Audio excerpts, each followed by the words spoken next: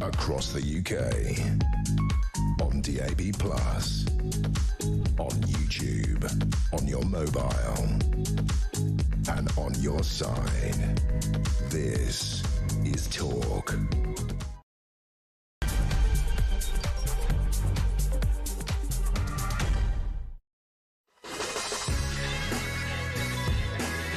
Top of the morning, coming up to 3 minutes past 6. I am Mark Dolan. This is Morning Glory. The head of European security, NATO, has said prepare for war with Russia. So if Putin decides to rampage across Europe, our brightest and best could be called up. But given how rapidly this country has changed, would you fight for Britain in 2025? Would you send your kids to the front line for Sir Keir Starmer? What exactly would you be fighting for? Meanwhile, hundreds of furious landlords are barring Sir Keir Starmer and his Labour MPs from their pubs in protest at the November budget tax grab. Is this the most unpopular government in history? Fresh embarrassment for Ed Miliband as the EU prepares to abandon its ban on petrol cars, whilst our energy secretary wants new petrol and diesel cars off the market in this country by the end of the decade. Is Britain's disastrous net zero experiment running out of steam? Also, grab a tissue, folks. According to the Health Secretary, the NHS faces collapse with cases of the so-called super flu rising by 50% in the week. It's the super flu.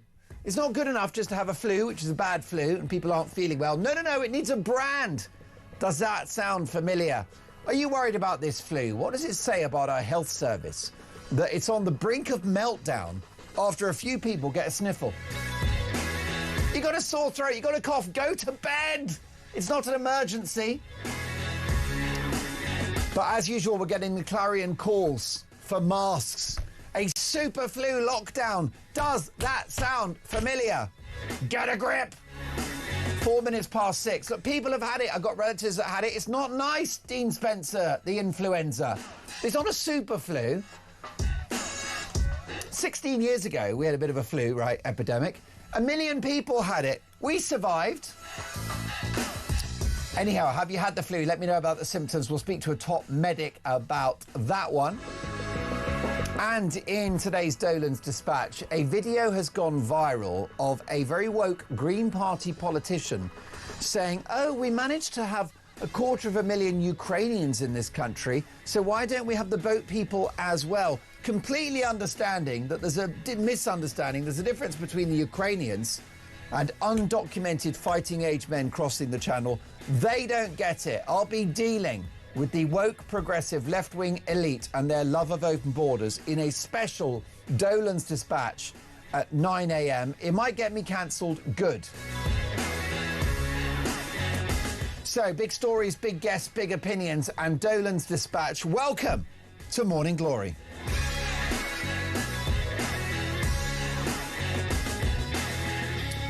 At 6 minutes past 6, let me tell you, it's my priority to get your opinions on the national television and radio airwaves. My phone number is 03444991000, and the fabulous journalist that is Damien is taking your calls this morning. So give him a call, entertain him, be cheery with him because it's early. He's not a morning person. 03444991000. Book your place on the show. Would you fight for this country now? You might be an older listener that, you know, is not going to get called up if we go to war. Well, would you send your kids, or if you had your time again, would you be fighting, Dean Spencer, for Starmer's Britain? Would you fight and die for Starmer's Britain? 03444991000. Give Damien a call and cheer him up. Also, you can text us. Text the word talk in your message to 87222. And do I love me some voice notes? And we're going to prioritise the voice notes today. Make sure that they get out there because there is so much to discuss this morning. Ash in Essex. Good morning, Mark. Superflu sounds almost as stupid as mega pint. Well said. I'll get to more of your thoughts shortly at 6 minutes past 7. Should we have a quick look at the papers today? The Times newspaper, the newspaper of record in this country. Prepare for war with ruthless Russia. NATO chief tells Europe. West Streeting, strikes may force NHS to collapse. And mansion tax to devalue homes by £50,000. The Guardian newspaper, UK facing worst winter flu crisis within a fortnight as cases surge. Of course, the Guardian loved the super flu because they loved COVID. Because the left, there's nothing they enjoy more than a health outbreak. There's nothing the left love more than a pandemic. That is like Christmas to them. Why? Well, because when there's an outbreak or a pandemic, that allows them to give you socialism and to give you communism. Control, stay at home, cover your face, don't go to work, destroy the economy. The left love it. They love a health crisis. They love a pandemic. What did the right do during COVID? The right said, inform people of the risks and let them decide. And if they want to go to work, so be it. In fact, they should go to work if they can. Otherwise, we'll destroy the economy. Zelensky's doubts over free zone in Ukraine is the other story in The Guardian. The US wants Ukraine to withdraw its troops from the Donbass, with Washington then creating a free economic zone in the parts of the region Kyiv currently controls, according to Volodymyr Zelensky. School head responds to claims of Farage abuse is the other headline in The Guardian. Dulwich College's head teacher has responded to allegations of teenage racism by Nigel Farage by saying that he recognised the seriousness of the behaviours described by the media. Robert Milne, who joined the private school in London this summer, said the alleged behaviour was at odds with the modern-day school. In a letter which he said, in which he said he understood why 28 ex-pupils had felt compelled to speak out. So this head teacher, right, who's supposed to be a top educator, he's saying that what school kids may or may not have said in the 1970s does not align with our values in 2025. Do I have to explain to this thicko that's running one of the elite public schools of this country that the 1970s are not 2025? Do you understand? You're a head teacher at an elite private school, 30, 40 grand a year, and you can't get it into your thick, stupid head that there's a difference between the 1970s and what was acceptable then and what was school playground banter and what we were watching on telly is different to what you would say and do now in 2025. Do you not understand that? As a leading educator, if I had a kid at Dulwich College, I'd take the kid out now because I wouldn't want that kid to be educated in an institution where the leadership is so unfathomably stupid as to not understand that the 1970s were different from 2025 and that what you could say in a playground was very, very different in the 70s than what you would say in a playground now. And by the way, can I say another thing at 6:10? It was better in the 1970s. Life was better in Britain in the 1970s. We had communities, we had national pride, we had patriotism. There was no woke in the 1970s. Right? The biggest challenge we had was economic meltdown, thanks to the socialism of the Labour Party. But our society was as good as gold. People went to the pub. All right? People used to wear, Dean Spencer, a suit to go to the pub on a Sunday. Did you know that? And it's called Sunday Best. You would go to church with your missus, and then you would she'd go home and cook the dinner, which is how it should be, and then you would go to the pub and sink a few ales, a couple of light ales with your colleagues and friends, and I think it was a better time. I'm not saying that vile, disgusting remarks in the playground are great. Of course not. Some of those quotations are horrible, but it was a different era, and there's no way that you can compare 2025 to the mid-70s. And can I say another thing before we get to my incredible guest who's in the studio? I just want to say that if you're focusing on this non-story about Farage in the 70s, well, it's politically motivated, right? They don't want him to be Prime Minister because he's going to disrupt the country and change and destroy their lovely liberal, progressive, woke universe that we now are forced to inhabit. So they don't want him to be Prime Minister. That's why they've done it. Why have they piped up now? He's been a public figure for 30 years. They could have mentioned this years and years ago. And the other thing to say is that when the media report on it, it shows that they don't care about you. Because if they focus on some alleged quotation from the 70s, that, by the way, all the kids were like that. These private schools, these posh boys in the 70s, right, arrogant little brats. They were horrible toe rags. and they would say stuff just to upset people, and it was all part of the vibe in the 1970s in public schools. Very harsh institutions, okay, very brutalised and definitely not politically correct. But if the media focus on this, then it means they don't care about you, because they're not asking Nigel Farage about inflation, about the boats, about the cost of net zero, about whether his sums add up, about whether Reform UK is sufficiently democratic as a party, about whether they are ready for government. Those are the serious questions you would ask Nigel Farage if you genuinely cared about the people of this country. They don't. What they want is the status quo, because they've got lovely houses in North London with south-facing gardens, and they've got perfect lives untouched by illegal immigration, the cost of net zero. They don't want change, but let me tell you, I do, and I'll be fighting for it on your behalf.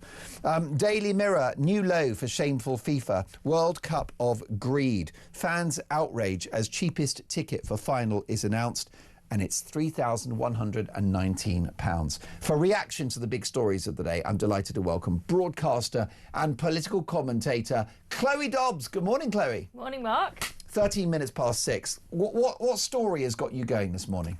I think it's got to be that Daily Star front page. The migrant in the nativity scene. When I saw this, I thought that's a joke, surely, but this genuinely happened. This migrant who was hiding, who was on the run from crimes, decided to pose in the nativity scene and pretend to be one of the props. It's comedy gold, is it not? And somebody walked past and thought, hang on, that looks really realistic, that guy. And then they saw him move and thought, wait, that's weird, and then called the police and found out he was on the run, and he's now been arrested and will hopefully face justice consequently. But you cannot make this stuff up. I mean, every single day there is some sort of insane migrant story, but I think this is one of the craziest ones It's I've rare. ever seen. It's rare that we're able to for once laugh about it, isn't it?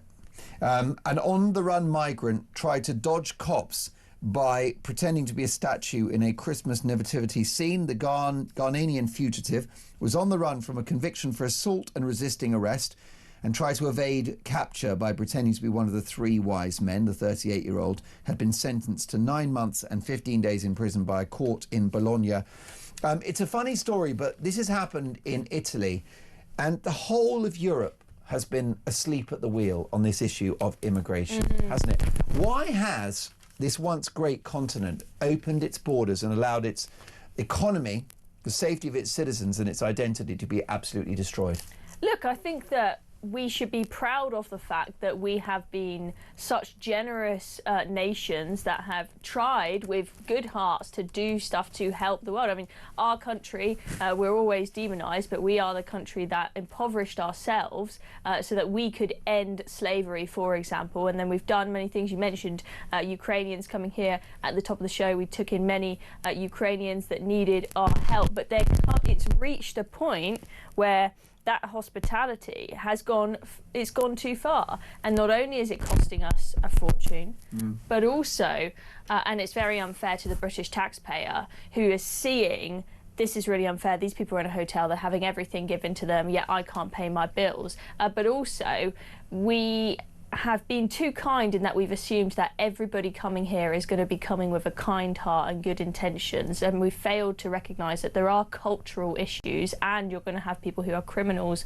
on the run taking advantage of those routes to come to the UK.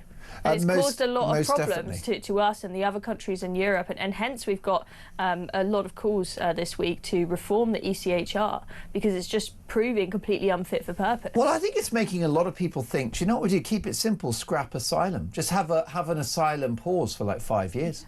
Well, exactly. I mean, the refugee... Because then you don't have that BS of, well, you're a candidate, you're not. Yeah. Sorry, we're closing the door for a decade because you've taken the mick.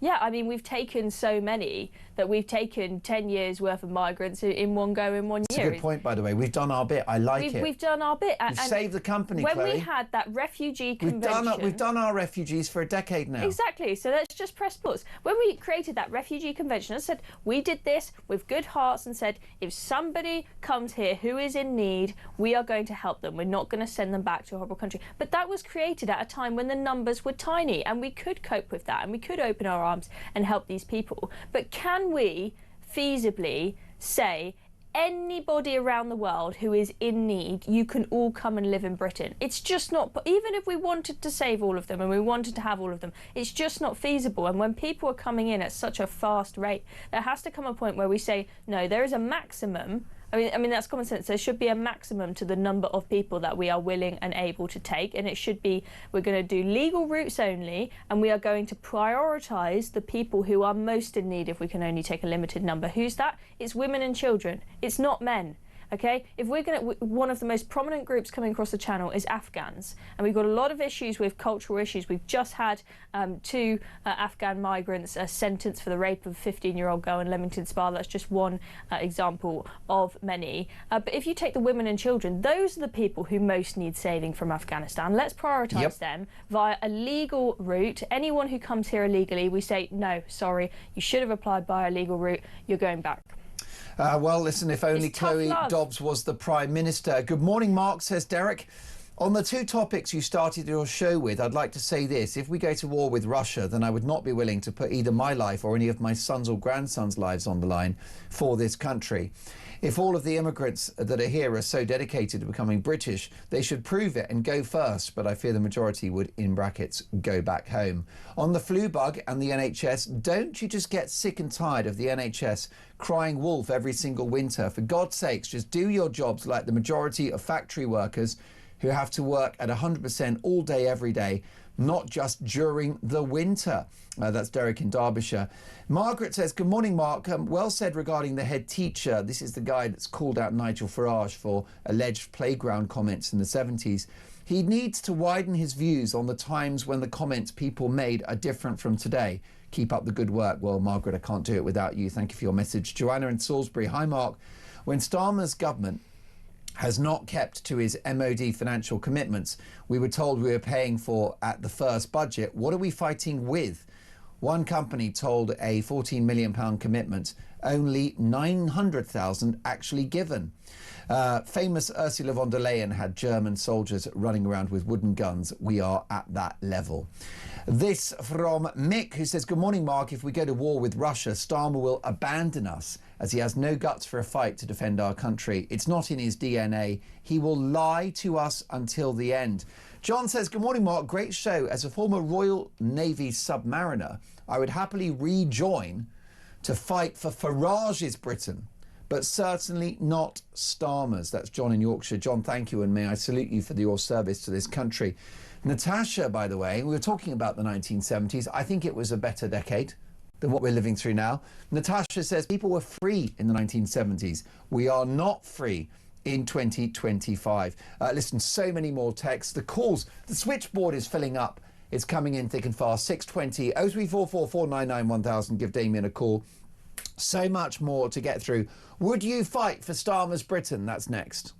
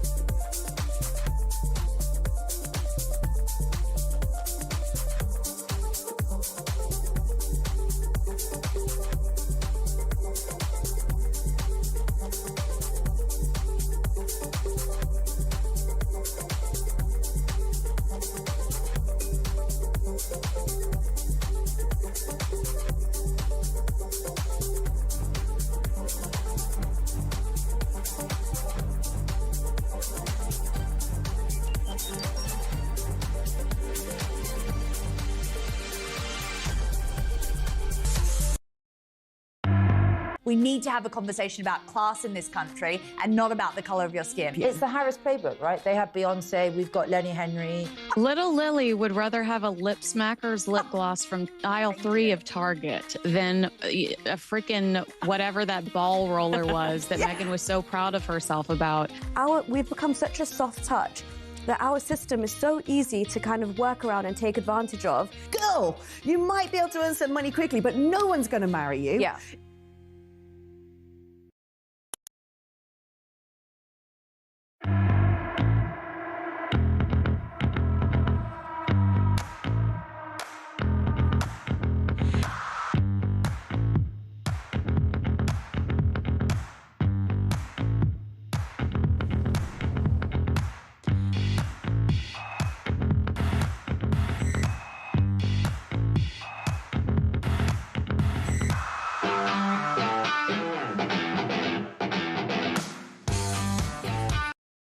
Across the UK, on DAB+, on YouTube, on your mobile, and on your side.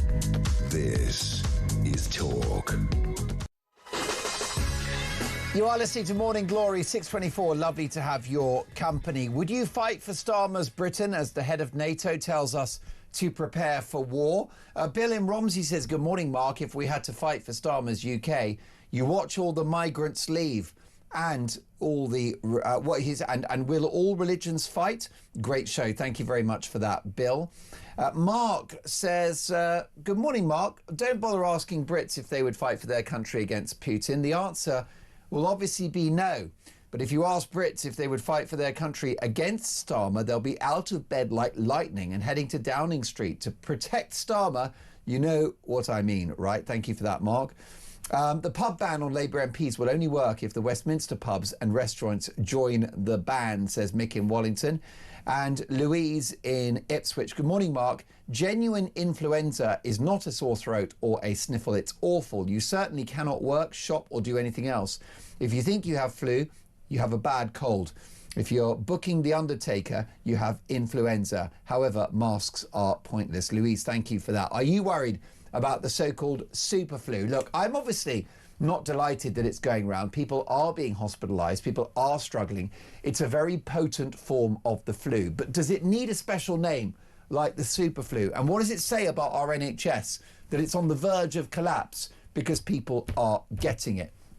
Surely it's a demonstration of our rather broken health service. 0344 499 1000. Let's have a look at some more front pages if we can. And we've got the Daily Express. Stop reckless strikes as NHS fights super flu. Doctors are under mounting pressure to abandon their reckless strikes as the NHS faces a worst-case scenario with rocketing flu cases. The Sun newspaper, you're barred. Hundreds of furious landlords are barring PM Sir Keir Starmer and his Labour MPs from their boozers in protest at a sly budget tax grab. Nearly 5,000 small pubs are set to be hit by business rates for the first time, putting their survival at risk. Daily Mail. Minister, Britain's on a war footing. Britain was told to prepare for armed conflict with Russia last night. Armed Forces Minister Al Carnes said the country was on a war footing and warned that the shadow of war was at Europe's door. His chilling message came as Mark Rutte, the Secretary General of NATO, said its members, including Britain, must prepare for the grand scale of conflict that our grandparents and great-grandparents endured. That's a slight problem, therefore, is it not, Chloe Dobbs, with regard to the last two budgets that we've had, which have involved clobbering business, destroying our economy and economic growth, and handing money to people that stay at home and don't do anything, the cult of welfarism. That's going to be a problem if we get invaded by Russia. Yeah, I mean, I was shocked by how the budget just seemed to not really mention defence at all. And that is going to really annoy Donald Trump, because Donald Trump has been telling European nations, you need to pay your fair share. You cannot rely on the US anymore to always back you up and give you everything you need. It's about time that you stepped up. And I agree with that sentiment. I think it's great that we've got the US as an ally and they've supported us so much. But I think it's only fair that we do our bit. And there's been so much complacency. And you talk to anybody in the military and they are just baffled by how not just the number of soldiers, but all their equipment and everything is derelict, and they haven't got enough of it. And we've handed all of the weaponry that we need if we were to be invaded. We've given it all to Ukraine, our own stock. If we were to be invaded, our own stock to defend ourselves, it is just nowhere near up to the mark. We would be in a very precarious position if we were invaded by Putin tomorrow. I'm not saying that is likely, but we need to absolutely be ready for the worst case scenario. And I just don't see it as being a priority from our government. We've had Keir Starmer gallivanting around on all of these foreign trips, going and having all of these conversations with Donald Trump and buttering him up. But at the end of the day, he hasn't done what is necessary to be a strong country on the global stage, most definitely, which is having strong defence. And would you fight for Starmer's Britain is today's question. And Paul Embury, who's a brilliant broadcaster and writer, has posted on X the following, which Dean and I thought was a very, very powerful line. He said that Western liberal politicians have spent years undermining social solidarity, cohesion, patriotism and belief in the nation state through their open borders, globalist citizens of nowhere philosophy. Now they try to summon up the spirit of national unity in the hope that young people across the West will find the motivation to go off and fight for their country. They may be in for a nasty shock. You know, it really broke my heart, that clip of that 100-year-old veteran, the poppy seller. Yeah. Breaking down on the verge of tears, saying it wasn't worth it. All my friends that lost their lives and died to defend this country is a darn sight worse than it was back then when we defended it. That's what he said. And Alec Penstone. Really, that really, really broke my heart and made me realise this country has declined so much. It's lost its soul. I think it used to be such a brilliant country where people were proud of their country, they were willing to fight for it, and we had our priorities in order. But it's so many little things that have happened in government policy, like, for example, Brits just feeling like they're not prioritised and they're back of the queue. And anyone that comes here from another country seems to get VIP treatment. It's little things like that that really infuriate Brits and think, why should I bother? And people think, I've paid all these taxes, I've paid them, but I'm not getting a great country as a consequence. It's all going to other people. And you know those young white men that have been demonised now for a couple of decades? Why would they want to fight for this country if this country tells them that they're horrible human beings? They'll be the ones called up. Exactly. Make it make sense. Russ says, good morning, Mark. I wouldn't fight for this country now after the way we've been treated for the last 30 years and having virtually handed it over anyway. I wouldn't let my child or want anyone else's to either. Can you imagine the immediate submission at the first sign of a Dunkirk?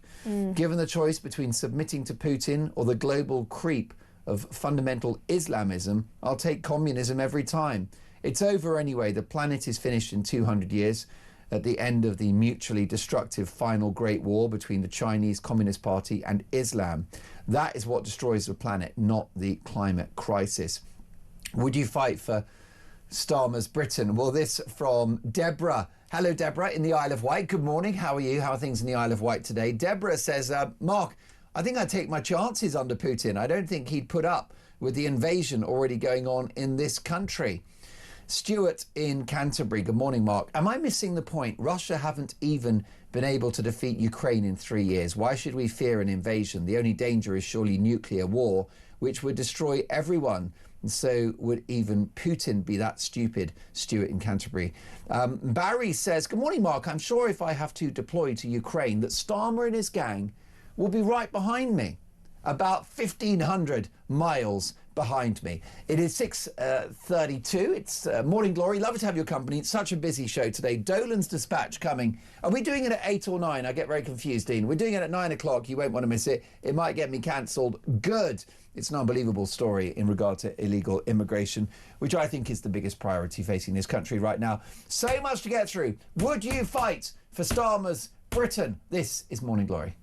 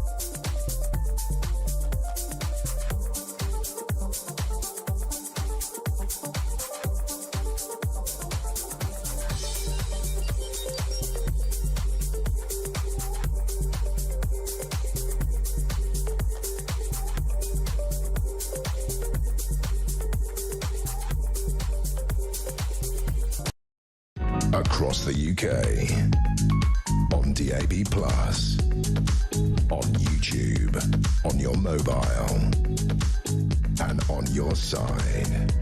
This is Talk.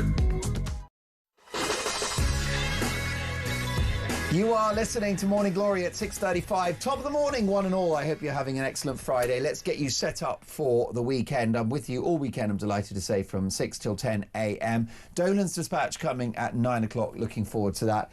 Let's have a look at a couple more front pages if we can. The iPaper, Superflu hits UK with cases highest in young children. Surging cases put intense pressure on hospitals, with the NHS facing a worst case scenario this month. Unprecedented wave of superflu is pushing staff to the limit as resident doctors vote on strike action next week. Highest case numbers reported among school children and under fives particularly affected. Immunity takes 2 weeks after the jab, say medics, so time is running out to be protected for Christmas. Chloe Dobbs is with me in the studio. Are you worried about the superflu? I'm worried about the policies that may come into effect as a consequence. Am I worried about getting it? Well, it might be a bit miserable, but I'm sure we will survive. I think when this comes after, we have heard the NHS, one of the big NHS chiefs coming out saying you should be wearing masks in public spaces if you've got the sniffles, and making it sound like, I think his words were, we need to go back to the era where you must wear a mask. And I'm thinking, are you advising the government that they should put that into policy and make that official guidance or even law? That really concerns me. I don't want to go back to that stupid era where if you sneeze and you haven't got a mask on, all of these angry Karens start shouting at you, and people go after you on social media if they saw you somewhere without a mask. I don't want to go back to that. It was absolutely miserable. And also the other thing, Mark, is we've of course just had that report come out from the COVID inquiry where the conclusion seemed to be, if only we had lockdown when we first saw there was an outbreak of this, what was a harsh cold, let's be honest. If we had locked down immediately and sooner, it would have all been over very quickly. And so if the government is going to follow that advice, they might look at this and see, oh, we've got this super flu. The way to stop this getting worse is we just need to do a really quick lockdown, quick hard lockdown, and that will solve all of the problems. If they're following the guidance from the COVID inquiry, that is what could actually happen, and that is terrifying. That could ruin Christmas. Now, you might think there's no way we'd go back to that, but I mean, you've got, with the COVID inquiry after that report, you've got a whole team overseeing to make sure that the government implements this into their official policy. It's very worrying. It is. And what does it say about our NHS, that it is always on the verge of collapse every year, and that here we go again? I mean, this is... Do you realise how much money we spend on the NHS? It's an enormous chunk of our national income. It goes up every year. It's about the best funded health service on the planet, and yet they can't cope with the flu. The flu is not a pandemic. It's not. It's completely broken, the NHS. I mean, even before you've got any flu, you can't get an appointment. It's impossible. I mean, that if you add up the number of people that are dying that would not need to die if we had a working healthcare system. I mean, if you run the stats, if you take the number of people with cancer in the UK and say what would happen if we put them in, say, the German healthcare system, or put them in the system in Denmark, and you see how many more people would live, you think, gosh, it is really important that we sort this out. But it's becoming a little bit easier now to have conversations about the NHS and the way it's run. And I think Wes Streeting, to his credit, has pointed out we do need to look at the way it's run rather than just keep throwing more money at it. But it is still difficult because, I mean, for example, you have any kind of conversation about having some sort of private contracting in the NHS. There are many, many countries, socialist countries, Nordic countries, who have social health insurance systems, some of which where it's still completely free, but you simply are given a sort of coupon and you get to choose which provider you want. I'm not saying we're going to go to that, but even just looking at, say, the Australian system and saying, oh, maybe if someone takes out private healthcare, we could give them a little bit of a tax break, and that would reduce some of the burden on the NHS. We're unwilling to have those conversations because anytime you say anything like that, people immediately jump and say, you're saying people are going to have to pay for their healthcare. We've had the Labour Party spouting absolute lies, putting out all of these graphics online as their campaigning materials, where they say, this is how many thousands of pounds it's going to cost you to get your appendix removed under reform. It's like, reform have never said that you'll have to pay for it. They've said we'll look at the NHS model, right? But they've never said it's always going to be free at the point of use. That is their policy. But as soon as you just say, maybe we should look at the way it's run slightly, immediately they come at you like wolves and they say, you're going to destroy the NHS. You're going to make everybody pay thousands of thousands. It's going to be like America. It's really difficult to have a sane conversation about it. Well, but the consequence is that it costs lives. A lot of people are dying that don't need to be. If they have to lie about your policies, then they've lost the argument, right? Yeah. If they have to give you like a label or, you know, essentially abuse you with some kind of, you know, slur, or if they have to lie, well, then they've lost the argument. Because if they have to pretend that reform are going to privatise the NHS, well, then, you know, the bottom line is that there are plenty of valid questions to ask reform, which is how are you going to pay for this economic revolution? You know, you're going to take loads of people out of tax. You're going to actually support some aspects of the welfare state. You're going to also have, you know, reduce the overall tax burden. That's going to cost money. How are you going to pay for that? That's a valid question. Yes. Whether they're going to privatise the NHS is not. And in fact, they've never said that they will, but then Labour have just spouted these absolute lies. And you're right that to us, we can see that means they've lost the argument. I mean, Labour, they've spouted so many lies because they've got nothing to show for. I mean, we had at PMQs this week, I'm not sure if you saw it, but Kemi Badenoch was asking Keir Starmer, okay, how many more teachers are there? How many more police officers are there? And Keir Starmer was just lying, saying, oh, we've got loads more of them. And Kemi Badenoch says, here are the stats. In fact, it's on the Department for Education website. There are fewer teachers now.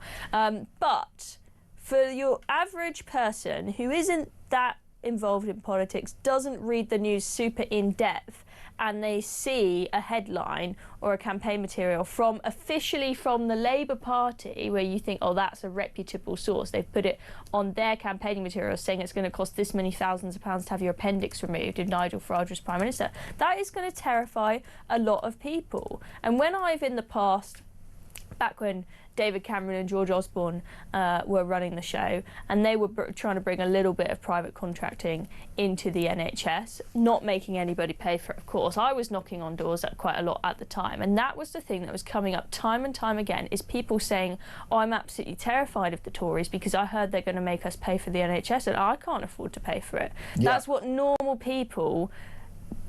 That message cuts through to a lot of people, because that really scares people, the idea that they could have some sort of health emergency. They're looking at their bank account thinking, I haven't got a load of savings. I don't want to be in a situation where my arm's falling off and I can't pay for it, right?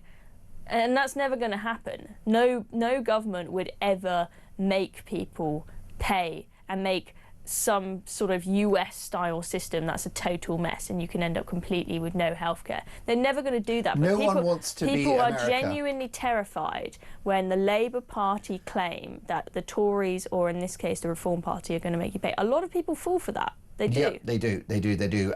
What about the messages that are coming in? This from an unnamed texter. Good morning, Mark. The flu is worse among school children. Correct me if I'm wrong, but as a dad, my kids' schools had their flu sprays within the past 3 weeks, and now look. I think that's a fair point. I personally, take your doctor's advice. I'm not getting the flu jab. I don't really. I just would rather trust my immune system. Each to their own. Always ask your medic, of course, what you should do, but I wouldn't bother. But that's just personal experience. This from an unnamed texter who says, good morning, Mark. Flu, I'm 72 and I've had proper flu twice in my lifetime. Believe me, it's awful and really knocks you out. However, like most things these days, the condition is devalued. Most people will not get proper flu. It will be an unusually heavy cold.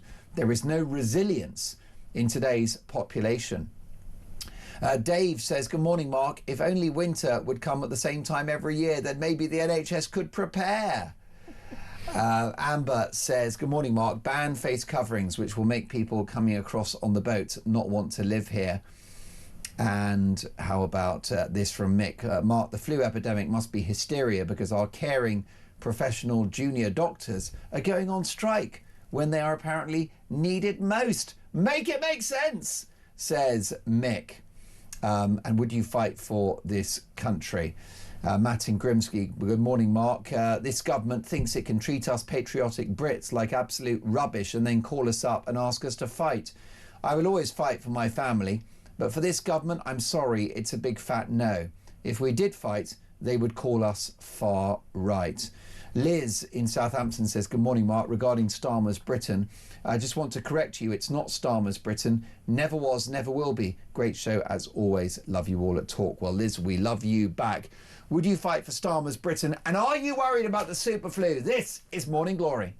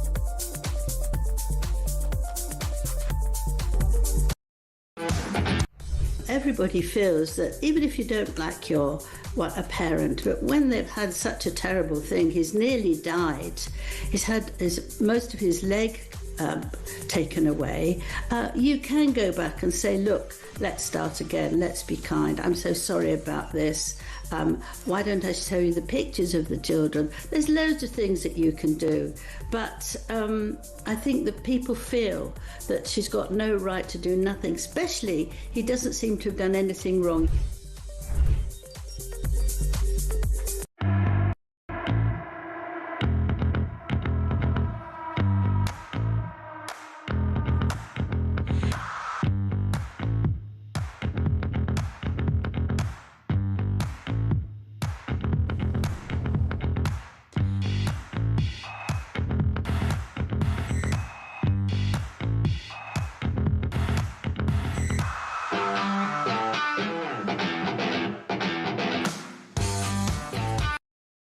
Across the UK, on DAB+, on YouTube, on your mobile, and on your side. This is Talk. It is Morning Glory. It is 6:48, top of the morning. Happy Friday, one and all. Would you fight for Starmer's Britain as the head of NATO says we must get ready for war with Russia? Well, this from Coleman, who says, Mark, I'm currently serving in the infantry and been on several tours of Afghanistan. I don't fight for Starmer or any government. You fight for the country and its people, and the lads stood next to you. And may I salute you for your work and for your spirit and the fact that you do fight for our safety and for the territorial boundaries of this country, Coleman. And if only our government supported you in that task. Richard says, good morning, Mark. You're asking this morning if you'd fight for Starmer's Britain. If Russia invaded, well, what about that? Maybe we've already been invaded. And this from Dave, who says, good morning, Mark. The clip you've just showed from a NATO meeting, Starmer is sat behind a British flag that's upside down. As a veteran, it disgusts me. And he hasn't even noticed. Dave, you're a regular texter to the show, and I didn't realise that you're a veteran. Can I also thank you and salute you for your work? Would you fight for Starmer's Britain? Jeff is in Hastings. Morning, Jeff. You are the first caller to Morning Glory. How are you, sir? Oh, hello, Mark. Hello, everyone in England. Yeah, I would. I'm a 70-year-old git, if you like. But I've still Jeffrey, you are not a git. You are a hero and a legend. I would fight for this country, and I echo your last caller. Well, not caller, you know, the text man who would fight for his family. That's who I would fight for, my people. Now, Sir Keir Starmer, and I've got a little note list here, mate, so please bear with me if you could. Of course. Right, the USA were allies to us in the Second World War. Without them, we would have lost. Now, that splicing of the video of Donald Trump was an attack to part us from the USA. Yeah? Secondly, when these enemy gets to the people's door who won't fight, we have got a big force in England. There's a lot of people out there that don't get through to you that would say, yeah, I'll fight. But also you've got a lot of ethnic people that will join in the attack with the enemy as soon as they're here. You've got more enemy in this country than you know of, me old mate. And as soon as anything happens, like the war gets bad, Sir Keir Starmer and all his cronies will leave this country like leaders did in the Second World War. They're out of this country and they leave it. I don't think, I mean, Putin, I haven't spoke to the guy, but if you're listening, Mr. Putin, don't do it, mate. Just keep away. The other thing I've got, yeah, well, that's basically it, Mark. I've got a load of stuff I'd like to say to you, mate. Well, Jeff, you've talked a lot of sense, I've got to say, and I don't know whether actually Putin would want to invade this country because it's so woke now, it would drive him mad. He'd also be responsible for a trillion quid's worth of debt. In fact, I tell a lie, 2.6 trillion quid's worth of debt. Britain ain't even worth invading. It's not worth taking, Jeff. I think it's worth pointing out, and I think you'll agree, that, you know, Britain has got a multi-ethnic society, and you know, there are millions of ethnic Brits who would fight for this country, who are patriotic, who love this country, who pay their taxes, and who listen to and watch this show. But I think what you're talking about is a cohort of people that have landed on our shores who don't have a scintilla of patriotism and have no regard for this country. Well, I'll tell you what, if you load me up with a tool, and I recommend, well, I don't recommend it because that's the wrong thing to say, but all you lovely English people, all your mums, your dads and your little kids, you have a tool ready behind your door, and the first one that comes in that door, you sort them out, mate, because they will kill your family if you don't stop them. Don't say, I'm not going to war, that's fair enough. But you hold the back line and you stop them coming in your house, because they are after this country to do a lot of damage, my old mate, and I'm going to be there waiting for them. Listen, Jeff, I'll tell you something. It's been an education listening to you. Will you call me again soon? Go and have a good Friday and a good weekend. Jeff in Hastings there, who said that he would fight for this country, but he's definitely worried about the direction of travel. It's an important question to answer, isn't it, Chloe Dobbs, about this young generation, because you are a younger person. What do you think that your mates, especially the lads that you know, feel about the direction of the country? Do you feel like they'd be happy to fight for Starmer's Britain? I'm not sure if they would. And I think, look, when it was the Second World War, this country was seen as a brilliant country to be proud of, and Hitler was seen as this terrible, evil man. I mean, the idea of having the Nazis running the country was absolutely terrifying. Now, compare that to today's country compared to Putin's Russia. I think that I'm not going to say that Russia is a great place, and I absolutely would not want Putin as my ruler. But people, they look at Russia compared to this country and they see, oh, there isn't any of this woke nonsense. In fact, they even introduced a visa scheme for people from the West who are fed up of wokery to go escape to Russia. There's none of this illegal migration nonsense where your own people are not prioritised and people who turn up get five-star hotels. There's none of that.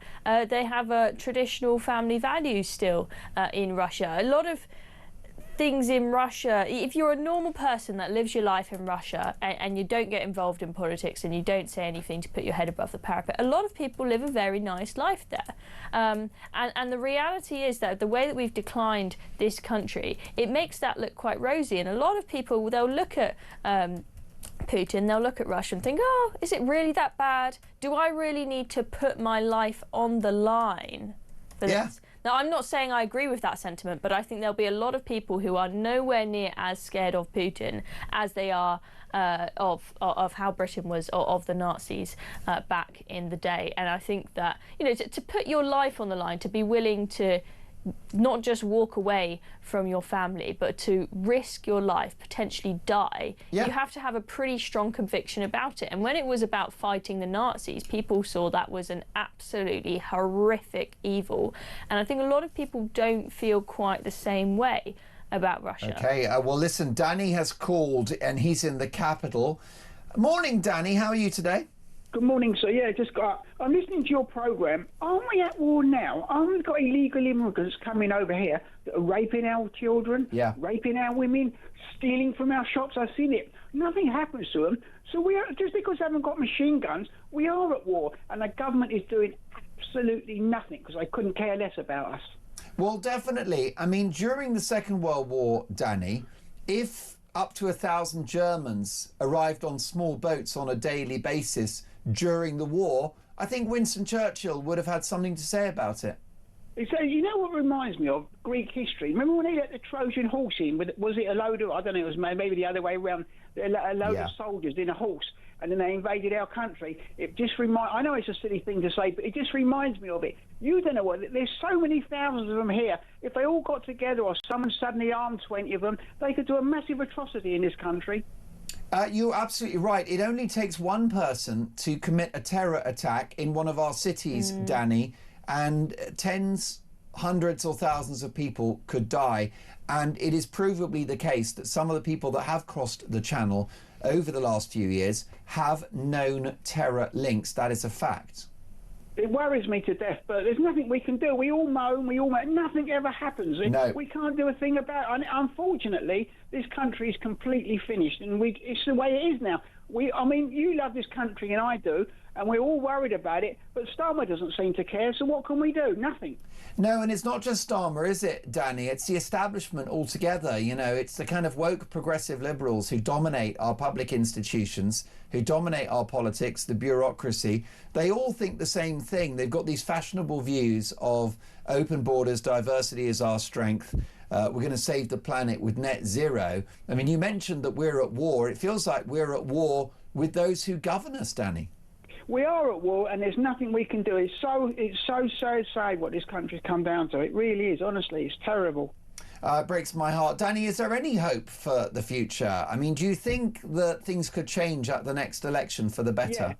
Get reforming. That's the only way you can do it. They're the only ones that can. The Green Party just a comedy act, aren't they? The Green Party. Yeah.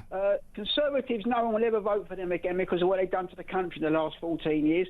And Nigel's their only hope. I'm not saying he's flawless, but what they're trying to do... I mean, I was at school... I mean, I'm in my 60s now. When I was at school, I went to school with a famous celebrity now, and he racially abused me. But I just... I can make a big... Yeah, I promise you it's true. I can make a big fuss about that, but I wouldn't, because it was 55 years ago, so who cares?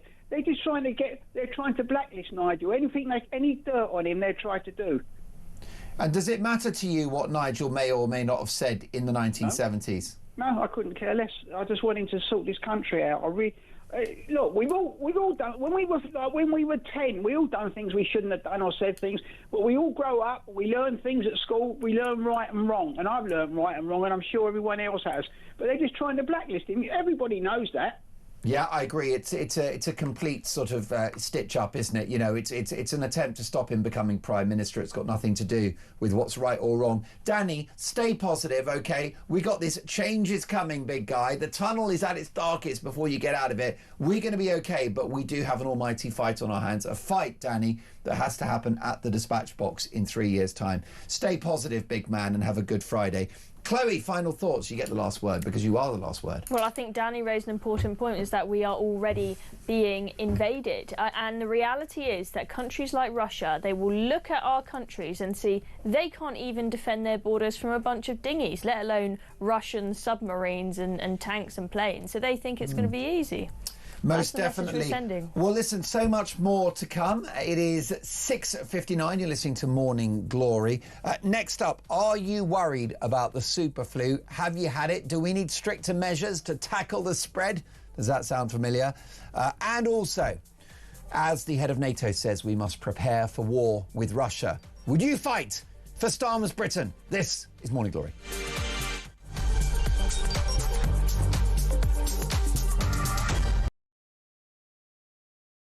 Transit route for refugees and migrants from sub-Saharan Africa, and many of them come through Libya dreaming of getting to the UK, particularly from Sudan, where there has been a civil war waging for the last 2 years. And those asylum seekers or economic migrants who make it from Sudan to the UK have a 99% chance of being given leave to remain. So I spent several hours talking to immigration chiefs here in Benghazi on the east side of Libya. The Libyan National Army has a very good grip on the immigration problem, albeit fighting against a huge crisis with limited resources. There is a very, very clear process of giving people proper health checks, the life-saving care that they need, and then working out where it is exactly that they've come from. Their message to the UK is that you are fueling this problem. You are effectively advertising a great new life for people from sub-Saharan Africa. They actually said, you know, what do you think happens when a guy from Sudan comes up through Libya and makes his way all the way to the UK and gets put in a luxurious hotel and provided with everything? And make no mistake, it is a perilous journey. We see it from the end point. We see the Channel crossing as the dangerous bit. But actually where these journeys begin is in the hot desert.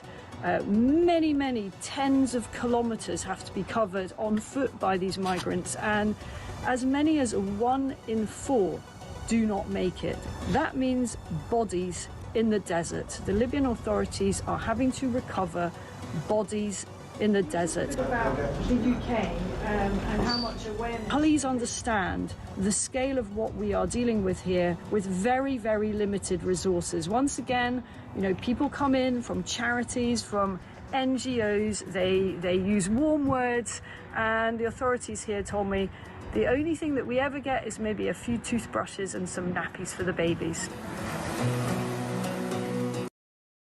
Across the UK, on DAB+, on YouTube, on your mobile, and on your side. This is Talk.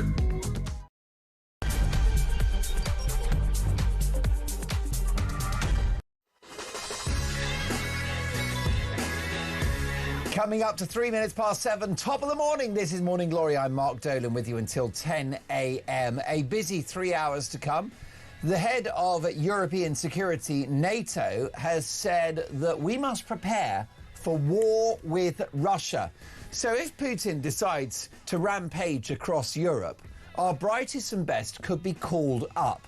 But given how rapidly this country has changed, would you fight for Britain in 2025? What exactly would you be fighting for? Would you fight for Starmer's Britain? Meanwhile, hundreds of furious landlords are barring Sir Keir Starmer and his Labour MPs from their pubs in protest at the November budget tax grab. Is this the most unpopular government in history? Fresh embarrassment for Ed Miliband as the EU prepares to abandon its ban on petrol cars, whilst our Energy Secretary wants new petrol and diesel cars off the market by the end of the decade.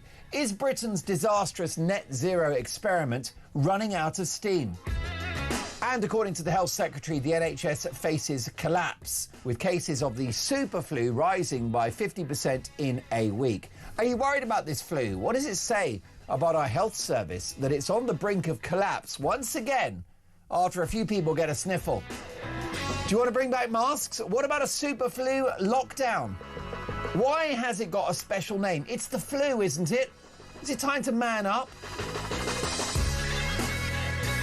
And in today's Dolan's Dispatch, a deranged Green Party candidate has compared Ukrainian refugees to the undocumented fighting-age men crossing the channel on a daily basis. They don't get it, do they? Well, I'll be taking them down in a very special Dolan's Dispatch. And today, no word of a lie, it might get me cancelled. Good! Now, my priority is to get your opinions on the national television and radio airwaves. My phone number is 03444991000. And the excellent Damien is taking care of the phones this morning. So give him a call, book your place on the show. You can listen to us on the radio. We're on DAB+, lovely to have your company. If you want to watch the show, this is now a television product with amazing guests and all sorts of visuals. So if you want to watch the show, just go to YouTube and search Talk and up we pop, and you will find Neha putting out our live television output, and it's well worth a listen. The brilliant Sam is pressing the buttons, our lead engineer, and Dean Spencer is the producer. It's going to be a big one. This is Morning Glory. And what's the story? Well, would you fight for Starmer's Britain is my question, given the fact that NATO have said we need to get ready for war. Seriously, or would you send your kids into the line of fire for two-tier Keir? Barry from Dundee, he says, good morning, Mark. If we have to go to war, the first people who will volunteer will be the so-called far right.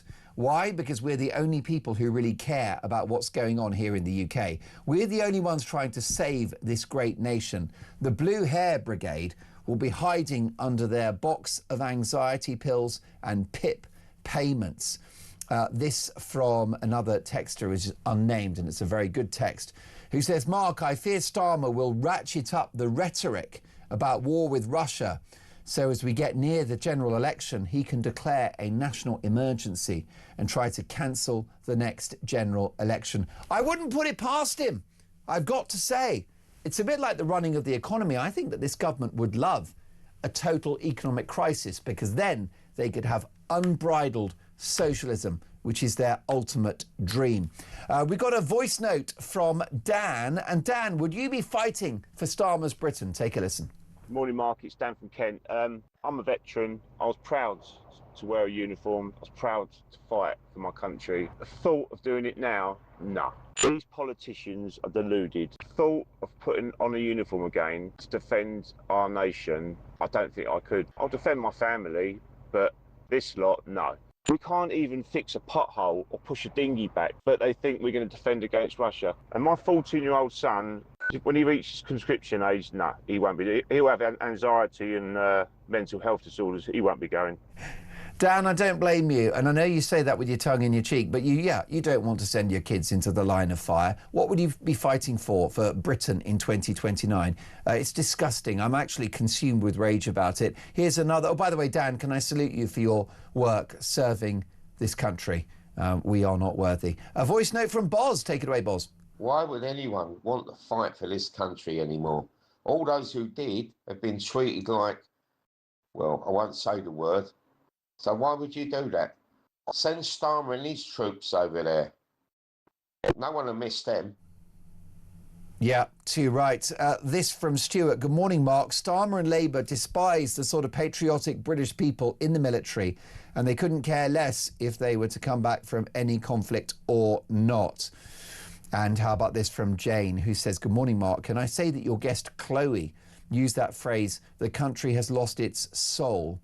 And that's very, very true. That's exactly where we're at, says Jane. I find that very poignant. Jane, you're so right. It breaks your heart, doesn't it? Let's get reaction to the big political stories of the day with a good friend of mine, the broadcaster and journalist and commentator, Benedict Spence. Good morning, Benedict. Good morning, Mark. How are you? I'm very well. And Benedict, I've got scores of people messaging the show, leaving voice notes and calling, saying they would not fight for Starmer's Britain. And frankly, I'm not surprised. And, it's a curious thing because, I was listening to some of those messages coming in, and the sentiment is very similar in every instance. But of course, what's most interesting about this is what Mark Rutte, the chief of NATO, is suggesting is that we have sort of a continental-wide situation where everybody is preparing for war. And it would be people who are a little bit younger, I suspect, than a lot of the people texting in and calling in. And I suspect that many of them would be even less inclined than a lot of your listeners would be to step up and defend Britain. And of course, that is because of one of the things that somebody who texted in said, which is how people are being treated. I think that, a generation or two of younger people, and when I say people, let's be clear here, we mean young men. That's actually who we're talking about. It's not young women that are going to be sent to the front lines. Correct.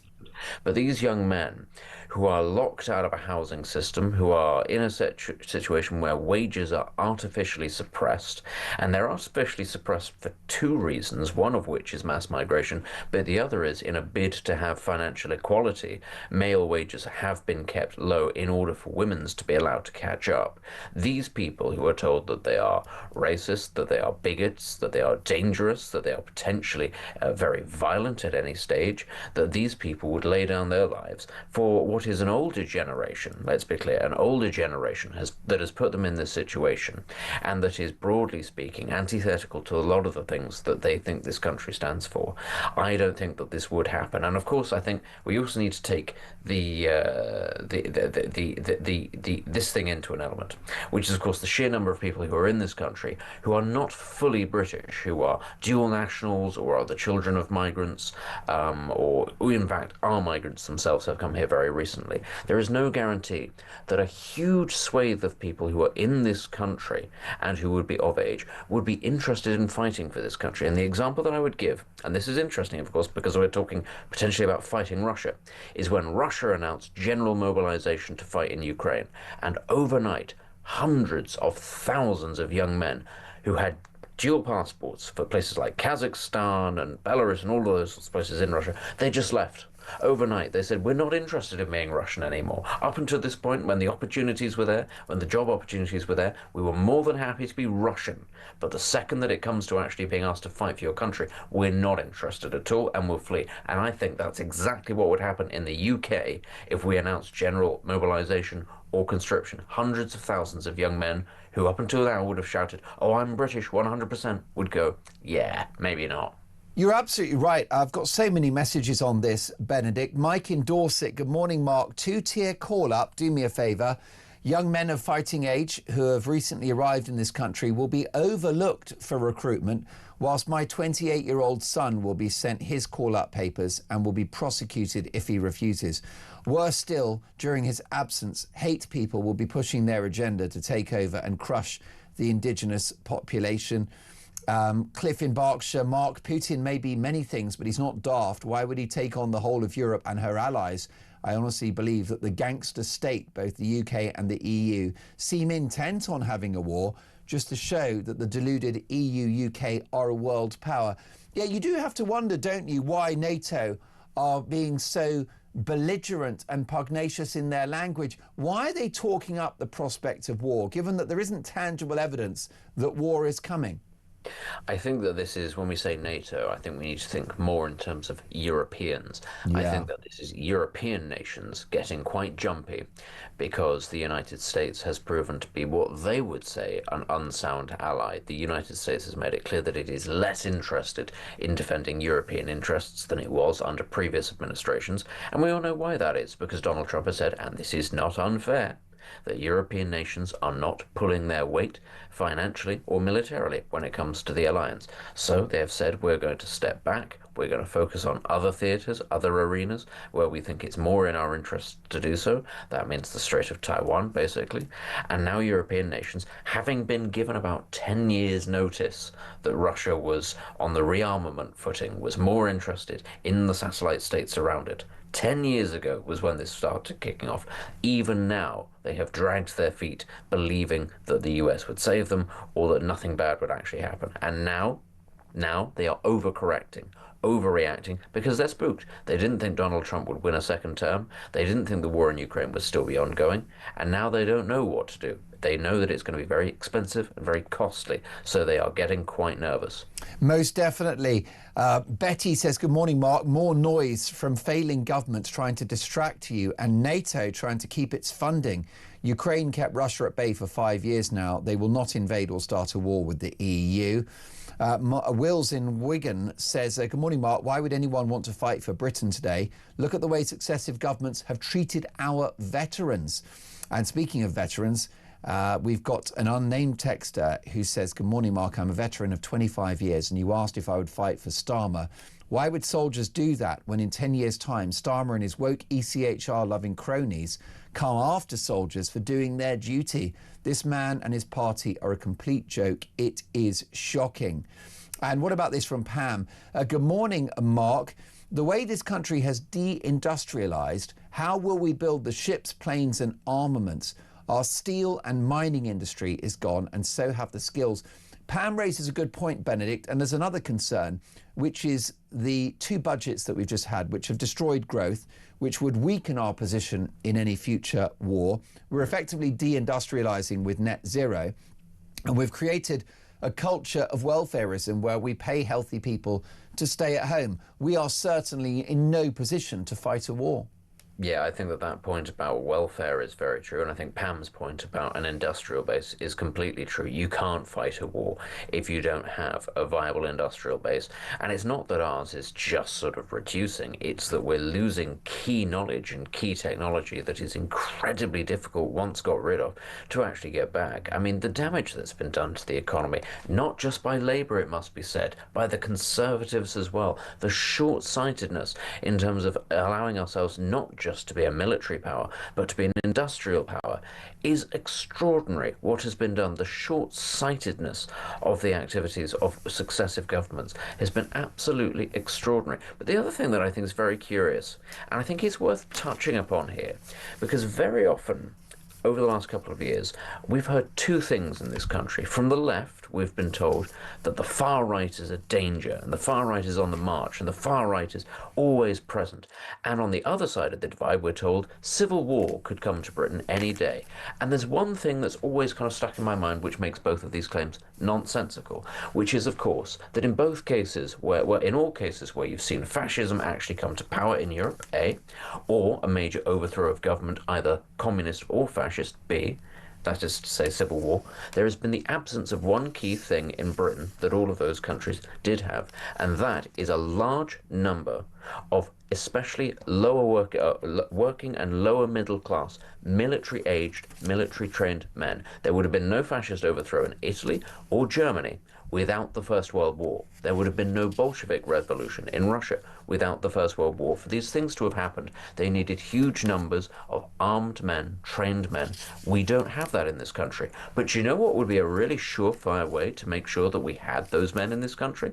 Would be general mobilization and possibly even a war with Russia. And I think what a lot of your callers and texters have been saying about how people would come home to find themselves demoralized and their institutions destroyed, those are the same sorts of things, the same sort of factors that we saw in the early 1920s that led to the rise of fascism in Italy and led to the rise of Nazism in Germany. And you just think, if our politicians are really so short-sighted that they talk at length about the dangers of the far right and the dangers of civil war, why would you contribute to the circumstances that historically have led to both those things happening in Europe? Most definitely. Now, briefly, if you can, Benedict, let's finish on Ed Miliband, a fresh new headache for him. And it relates actually to an excellent text from Dave in Gloucester, who says, "Good morning, Mark. I live in a fairly rural area, which is South Gloucestershire, but driving home yesterday afternoon, I saw a sign that made my heart sink. It said solar farm traffic. Miliband's madness is slowly spreading insidiously through the beautiful British countryside and will destroy it forever." I will say that these solar farms are incredibly bad for the environment because they are massive pieces of technology that blight the land, which are made in China, which have to be shipped over and contain toxic chemicals and can't be recycled. They're going in landfill once they've broken after 10 or 15 years. That's the solar. But what about this on the front page of the Telegraph, a paper that you've written for regularly, Benedict? Miliband isolated as EU prepares to abandon a ban on new petrol cars. This while our government brought the schedule forward, didn't they, to axe the sale of petrol and diesels by 2030. It did, and it was incredibly foolish. And the rest of the world is waking up to the nonsense of how net zero by 2050 or whatever it is can be achieved. It can't. And I mean, to your listener who called in or texted in rather about the solar farm, listen, resist it. Resist it all that you can. My part of the world, where I'm from, Norfolk, they've built new solar farms. They are a blight on the landscape, and people are continuing to fight the building of new ones, but they are already there in some cases. And as you say, these things are very toxic. They're not particularly clean in the grand scheme of things. And I think it's just incredibly sad that as France yesterday had a moment in time where the wholesale price of electricity fell to zero because they have rolled out nuclear technology across the nation, we are still messing about with solar farms and, of course, with wind farms as well. It's a tragedy. But it's not a tragedy having you, Benedict. You always talk great sense. Have an excellent Friday, and we'll see you soon. Benedict Spence is a broadcaster, a journalist and political commentator. Would you fight for Starmer's Britain? We'll be speaking to a man that served in the military next.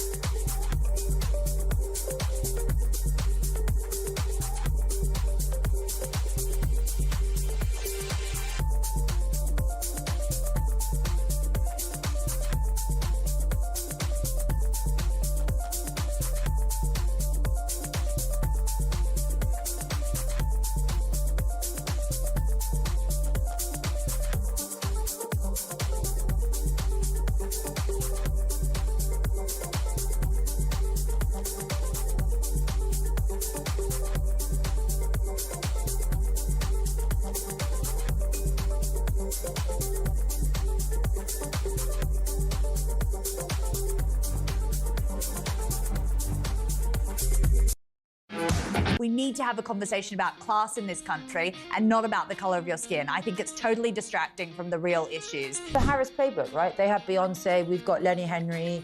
Little Lily would rather have a lip smacker's lip gloss from aisle 3 of Target than a freaking whatever that ball roller was that Megan was so proud of herself about. We've become such a soft touch that our system is so easy to kind of work around and take advantage of. Girl, you might be able to earn some money quickly, but no one's going to marry you. Yeah.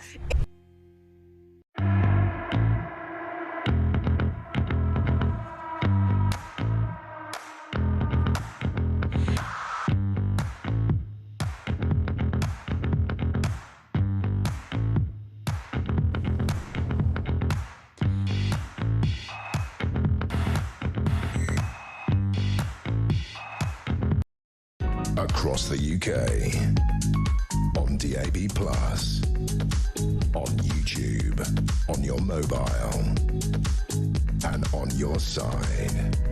This is Talk. 7:23, this is Morning Glory. Dolan's dispatch coming at 8 o'clock. The left don't get it regarding illegal immigration. I've got a shocking story for you and a viral video. I'll be reacting. Today's Dolan's dispatch might get me cancelled. Good. This is a voice note from Sean with a simple question. Would you fight for Starmer's Britain? Hello, Mark. I would rather serve time than serve this government in war. So if they do conscript or draft or whatever the heck, I'm just going to go to prison. Because there's no way I'm laying down my life and never seeing my family again to die in some frozen tundra for Keir Starmer.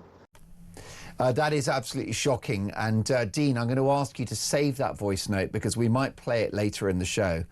Because Sean would rather go to jail than fight for Starmer's Britain. Alan says, I'd fight for Starmer's Britain at the front line, only if the likes of Gary Lineker, Gary Neville and all the lefties were in front of me. Once they'd been annihilated, we could then all celebrate and have the mother of all vodka parties with the Russians. Alan's not pulling his punches. We've got this from Liam. Good morning. Why not ask the 150,000 plus illegals to fight for the country they're so desperate to join, then offer them a visa after they've done that? That would pretty much stop the boats. And Carol says, good morning, Mark. I love your guest, Chloe Dobbs. She says, it seems that to show any form of patriotism for our country, especially displaying our national flag, is either frowned upon or disallowed completely, unless, of course, it's an international football match. Our service personnel are poorly treated and badly accommodated, and our veterans are left to fend for themselves on our streets. So why would any sane person choose to fight for this awful, lawless country now that it's been destroyed mainly by this, but also by successive governments? This madness must stop, says Carol in Shoreham by Sea. There's another problem, which is that if you fought for Starmer's Britain, in 20 or 30 years' time, you'll have your collar felt. There'll be some legal case against alleged war crimes because you tried to kill the enemy. That's the problem. Who would do it? It's a mug's game, isn't it? Well, let's get the views now of somebody that has served in the military for over a decade. It's Henry Bolton, who is an international border control expert. Good morning, Henry. Morning, Mark. Good morning. I've got plenty of people watching and listening to the show who would think twice about fighting for Starmer's Britain. What's your view on that? It's not Starmer's Britain. It's my Britain. It's their Britain. And I don't care.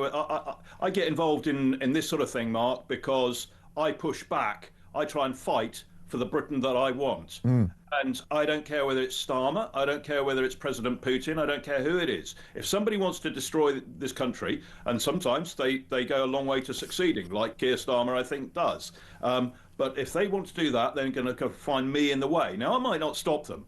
But if nobody else stands up to them either, then it's a totally lost cause. Well, I salute you, but I've got this message from William on this subject, and he said, regarding fighting for Britain, maybe it's too late. He says, we've already been invaded by small boats. Sleeper soldiers could take over the capital any Wednesday lunchtime. We need to act now. Is that wide of the mark? Is that an exaggeration by William? It's not. It's a very slight exaggeration. It's a warning of what might happen. Yeah. And he's absolutely spot on. I mean, last night I was in the pub and a woman came to me and she's actually from South America, and she recognised me. She was saying to me, Mark, I came to this country 20 years ago because you uphold the rights of women. And she said, now you've let in people from all of these other cultures, you accommodate their cultures, and they come fundamentally from cultures that do not respect women, you were the first people to give the women the vote. You were the first people to give equality to women. And now you're importing hundreds of thousands of people who absolutely fundamentally stand against those principles. And she said, why are you doing it? Why are you destroying your country? And she's got a really strong point. And so, of course, the Britain that we know and love, and the history, the heritage, the culture, our very identity is being threatened, and all the values that made this country great. And we have to stand up against that. And I don't care whether it's Starmer as Prime Minister or President Putin trying to attack us with cyber or whatever else it might be. I'm going to stand up and do what I can to push back. And if we don't, then the prediction that you've just read out from William, I think you said, is going to be proven to be absolutely correct. Can you tell me about Donald Trump's secret squirrel plan to unravel the EU? Yeah, there'll be a lot of people applauding at that. The first thing is the White House just denied that there's a secret plan, a secret strategy. That's pointless, because every country, when it produces or publishes a public version of a national security strategy, behind the scenes has a more comprehensive one which is classified. So anyway, I believe absolutely there is a plan, and I think look, the European Union and the member states of the European Union and the UK, as we've just implied, need a wake-up call. And so I'm glad that President Trump has weighed into this and basically said, look, the Europeans are in a civilizational decline. I think he's correct. So that's good. It triggers the debate. We get more and more traction with that. But I think, his idea of hiving off Austria, Italy, Hungary, and what was it? The Austria, Italy, Hungary, and Poland, was it? Poland. Thank you. It's not going to happen. And the reason being that whilst he's got good contacts with politicians in those countries, the people of those countries are, in the main, very much sort of committed to the European project. Now, nothing's perfect, but I know that people in particularly Italy and Austria, and I can tell you that the public there won't countenance any move away from the European Union, particularly when you've got, for them, they're seeing NATO under threat, and their only sort of group collective response perhaps being the European Union. And add to that, and that sort of circles round to our previous point, I think, in a way, Mark, that in this country, perhaps we are not anywhere near as well aware of the military threat and the asymmetrical threat that Russia poses. It's something. It's my sort of day job in a way to look at all that. And I agree with General Jenkins, and I agree with the Secretary General of NATO, that we are facing 5 years down the road the prospect. It can be stopped, but the prospect of a general war in Europe. Now, I do believe that. Now, I'm not trying to be dramatic, but we in this country are way behind the European awareness of this threat. Now, that's because our media is not talking about it. But so it circles around. And so at this particular time, Donald Trump is going to get no traction whatsoever from the Austrians, the Italians and the Poles, particularly, maybe a little bit with the Hungarians, in trying to divide the European Union. But I'm no fan of the European Union, as you know, Mark. I campaigned strongly to leave. I was the leader at one point of the United Kingdom Independence Party. I am no lover of the European Union. So I'm giving you my sort of objective opinion as to what his chances are. Well, listen, your objective opinion is always of deep value. Henry, brilliant to have you on the show. Look forward to speaking soon. Henry Bolton is a former military veteran himself and an international border control expert, and the former leader of UKIP as well. As it's revealed that the asylum crisis has deepened, with the court backlog now more than doubled in a year, it's been revealed that migrants are being lured to the United Kingdom by visa influencers using TikTok videos of glamorous young British girls partying to get them across the channel. We've got the inside story next.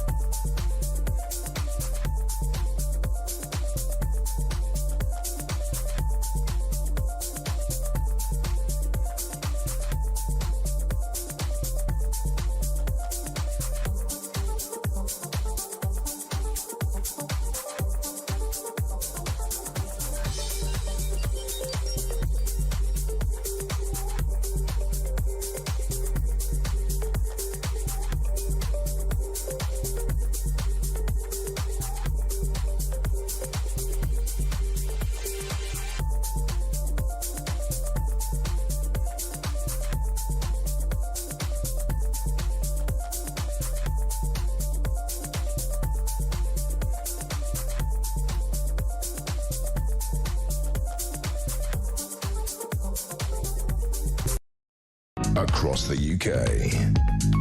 On DAB+. On YouTube. On your mobile. And on your side. This is Talk. 7:34, coming up to 7:35. This is Morning Glory. Mark Dolan with you till 10. Lovely to have your company, and a happy Friday, one and all. A slightly unhappy breaking news. UK monthly GDP growth has fallen to minus, it's quite important we get the minus in, minus 0.1%. Folks, the economy is shrinking. The Chancellor, Rachel Reeves, the first Chancellor in history to grow the economy by shrinking it. OK, now I know that recession is 2 quarters of negative growth. Fine, pedantic. But basically we had a recession in October from a party that said that growth would be their number one focus. They've clobbered businesses. They've taxed us to the hilt. They've rewarded the idle by paying healthy people to stay at home. And look at the result.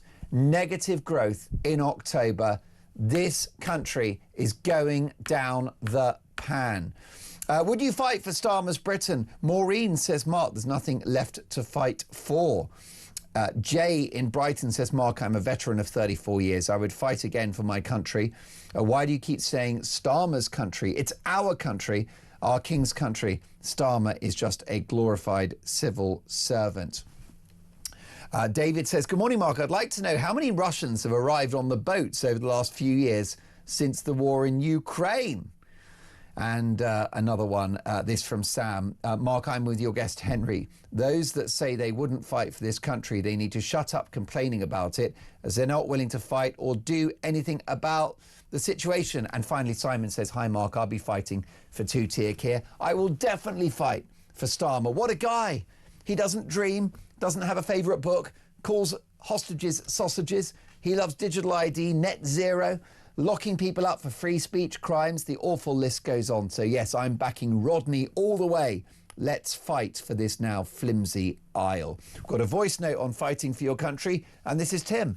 Hi, Mark. Tim in Halifax here. I'm far too old to fight for this country, but I told my sons months ago when this was all starting to brew, all this talk about fighting. What is there to fight for? I said, if anybody tries to call you up, go to prison, be a conscientious objector. You're men, so you've got toxic masculinity. You're white, so you've got white privilege. They can't stand you. Let the lefties fight. Let the blue-haired lefties and the people sitting at home on the PlayStations all day, let them do the fighting. Let these people coming in on boats do the fighting. Well said, Tim. Linda has said, good morning, Mark. I'm in Worcestershire. If our good patriotic men and women went off to fight a war, there would be no Britain to come back to. It would have been taken over by the Islamists, which has already commenced. Listen, I'll get through more of your messages shortly, inundated with calls and texts on this. Would you fight for this modern 2025 incarnation of Britain? But next up, international criminals are luring illegal immigrants across the channel with TikTok videos of glamorous young British women partying. Let's get the inside story from Robert Bates, Research Director at the Centre for Migration Control. Hi, Robert. What's going on? Morning, Mark. So I think there are two things here. I think, of course, there is an element of the people trafficking gangs and existing networks of illegal migrants looking to advertise what clearly is the culture of Britain that they want other individuals to perceive. I think it's incredibly worrying that, of course, they're using images of young women. I think it would confirm a lot of the concerns that is very rightly held by a large proportion of the population at the moment about the mindset of individuals coming across. But I also think within this story is the fact that many individuals that are seeing this content are doing so and being advised as to how they can actually obtain a legal visa for the UK. And I think that really actually is a conversation that we do need to have, how flimsy the vetting process is when it comes to student visas and short-term visas, how the criteria used are so broad as to be effectively worthless. But I think, the concept of individuals being enticed to Britain because of young women sort of on nights out and perhaps in vulnerable states is a really concerning one. And I actually think when you consider that we don't really, when it comes to illegal, we don't know anything about the individuals, but even when it comes to legal migrants, we do so little background check on any individual that we just actually don't know who is coming into the country, whether that be on the small boats or whether that actually be with a bit of paper in their hand, with the Home Office having said, you're okay to come in. So I think this is deeply concerning, actually, and I hope that the Home Office is doing something about this and looking at the individual that is propagating this. But I think more broadly, the conversation has to focus actually on how can we make sure that every individual coming legally into the UK is undergoing thorough background checks, because at the moment that just simply isn't happening. In the last few years, we've seen hundreds of thousands of individuals coming to the country without having to have had produce a criminal record certificate to clarify whether or not they have any previous convictions. And this is something that actually I don't think the Home Office is going anywhere near enough, far enough to clamp down on. What does it tell us about the motivations of these men that marketing videos involve, selling attractive young British women as a way of getting them to spend that money to cross the channel? Well, I think it shows absolutely that there is a very, very different mindset of a lot of individuals that are coming across the channel. I think it really is indicative. Well, they're being, shall we be honest about it, at 7:40 in the morning, they're being told, come over to England and you can have their girls. That's an absolutely fair interpretation of what this is. And I actually think, we just see a daily deluge, effectively, of crimes being committed. And in large part, that is because these are men that, in particular, are coming with very different cultural attitudes. And actually, they're coming with a sense of entitlement and a very dehumanising approach to women and girls. And you do have to kind of say, let's call a spade here, in that there are cultures from the Middle East, there are cultures from Africa where women are second-class citizens at best and are treated often worse than cattle. And this really is, just watching these images, it really is actually quite grotesque, the content, the concept behind this content, this idea that, come to Britain and, you'll sort of be almost entitled to these young women that are out drinking or having fun and partying. I think it's really, really indicative, actually, of the problem that we are seeing in the small boats crisis. Most definitely. I've had a message from Michael who says, good morning, Mark. My daughter takes part in sport. She's 16. On my way home from training, she's been made to feel very, very vulnerable because of these leering and catcalling from foreigners, so much so that I now collect her. We have a government that won't enforce women's rights, but throws them to the wolves, giving illegal migrants priority over their welfare. Michael speaks for millions. He really does, and this is now the concern that I think most parents up and down the country will have when their daughters are walking out and about on their own at night time. I think it is a really, really awful situation we've created for ourselves in this country. We've almost created a sort of hell on earth where everyone knows what the problem is. Everyone knows that certain nationalities are horrifically overrepresented in sex crime statistics, but yet we have a political class that likes to dismiss that. We have a media class that doesn't really properly report it, and I think actually people can see and feel what is happening in their towns and cities, and they can feel that the energy around the place has changed. They can sense an increased palpable sense of danger, actually, and I think there's so few people in public life that are actually prepared to really call it out for what it is. And this is the direct result of an open border experiment that has been running for far too long, and the inability and the reluctance to actually challenge the attitudes of individuals coming across. And instead, we seem to, through this maxim of multiculturalism, tolerate attitudes that frankly aren't British, and they're not as advanced and as enlightened as the prevailing norms in this country. And rather than actually call that out, we sort of got this cultural relativism where everyone's attitudes are somehow meant to be treated the same. I don't think they are, and I think there should be no fear in actually pointing out that fact. Most definitely. The asylum crisis has deepened statistically, Robert, with news that the court backlog to process asylum cases has doubled in a year to nearly 70,000 cases. What are the implications of that? Huge.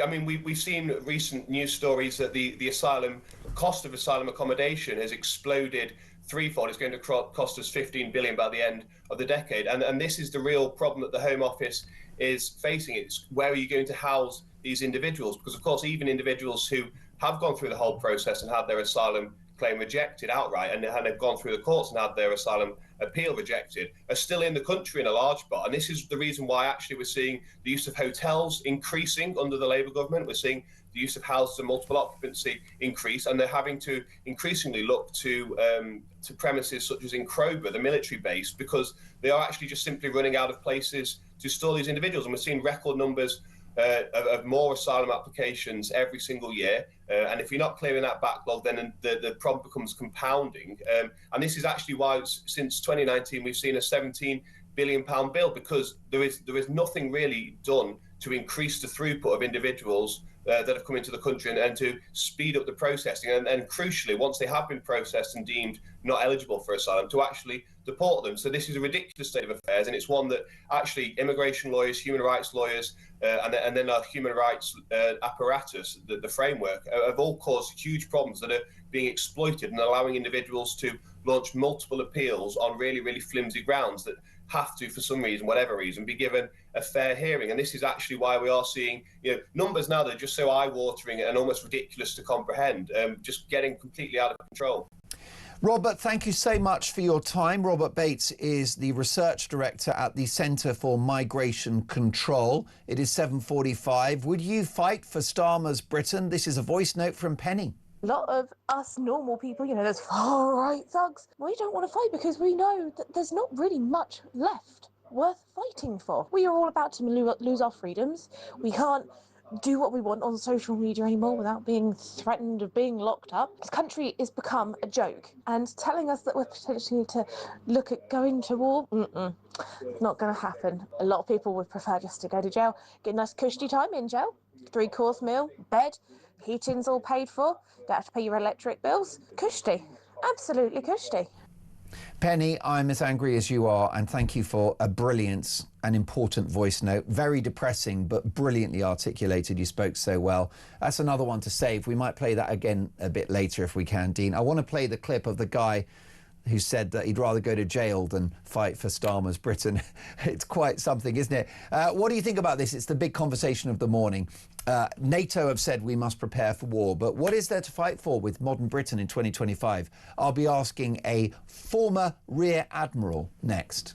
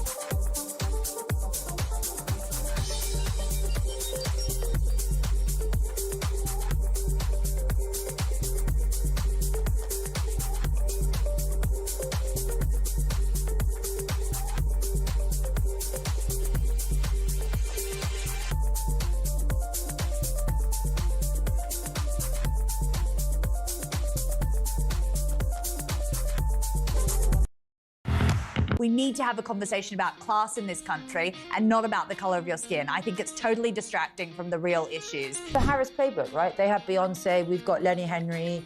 Little Lily would rather have a lip smacker's lip gloss from aisle 3 of Target than a freaking whatever that ball roller was that Megan was so proud of herself. We've become such a soft touch that our system is so easy to kind of work around and take advantage of. Girl, you might be able to earn some money quickly, but no one's going to marry you. Yeah.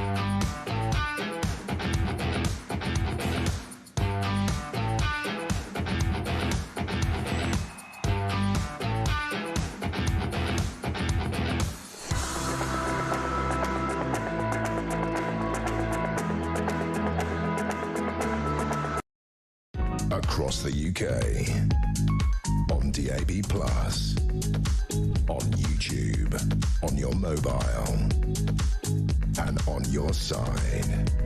This is Talk. 7:50, Morning Glory, Mark Dolan with you until 10 a.m. Lovely to have your company. Happy Friday, one and all. Jonathan has messaged the show in North Derbyshire. He says, good morning, Mark. Please can you publicise the plight of our hospitality industry because it's going through hell under this amateurish sixth form political government. The ban on Labour MPs and the Prime Minister from pubs and restaurants and others in the sector is growing across the country. That's right, there is a boycott of Labour MPs from various hospitality outlets, and I'm happy to publicise that, Jonathan, and also let me publicise the breaking news that the economy shrank minus 0.1% in October.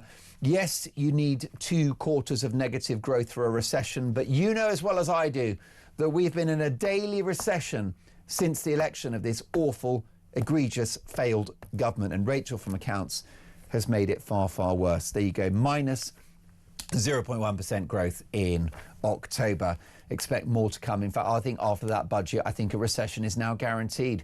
We definitely have a real world recession. We'll get to that shortly, but we have another real world headache. Front page of the Times, prepare for war with ruthless Russia, NATO chief tells Europe. Europe must prepare for war with Russia, according to Mark Rutte, who is the Secretary General of NATO. He urges allies to raise military spending rapidly to meet the threat. Let's get reaction now from Rear Admiral Chris Parry, who is a former NATO commander. Good morning, Chris. Morning. How serious is this threat? Well, the threat's been serious for about 8 years, Mark, and I'm afraid to say my reaction to this is what took you so long. The threat's been manifest. We know exactly what's happening because dictators always tell you what they're going to do.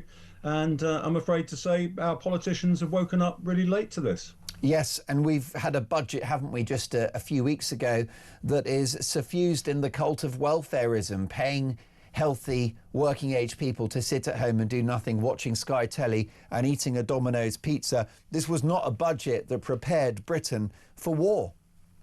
No, I mean, I've said ever since the invasion of Ukraine, you know, if you don't get your defence and security right, you don't get to make choices about anything else. So if you want to sit on the sofa eating your pizza, you have to actually do something about the security of your home.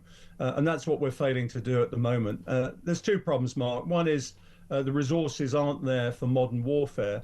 The second thing is we're running 20th century armed forces to face a 21st century threat. And I'm afraid to say we need modernising, we need proper sort of financing, but also we need an attitudinal change in our population that sees itself as safe.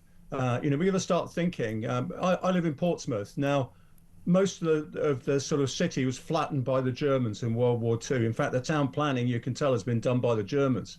Now, that sort of devastation is possible today with modern warfare.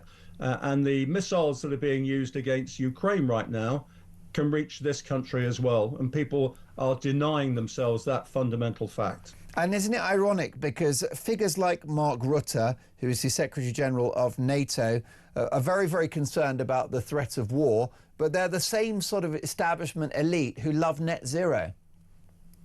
Oh, yeah. I mean, I'm totally against net zero for scientific reasons.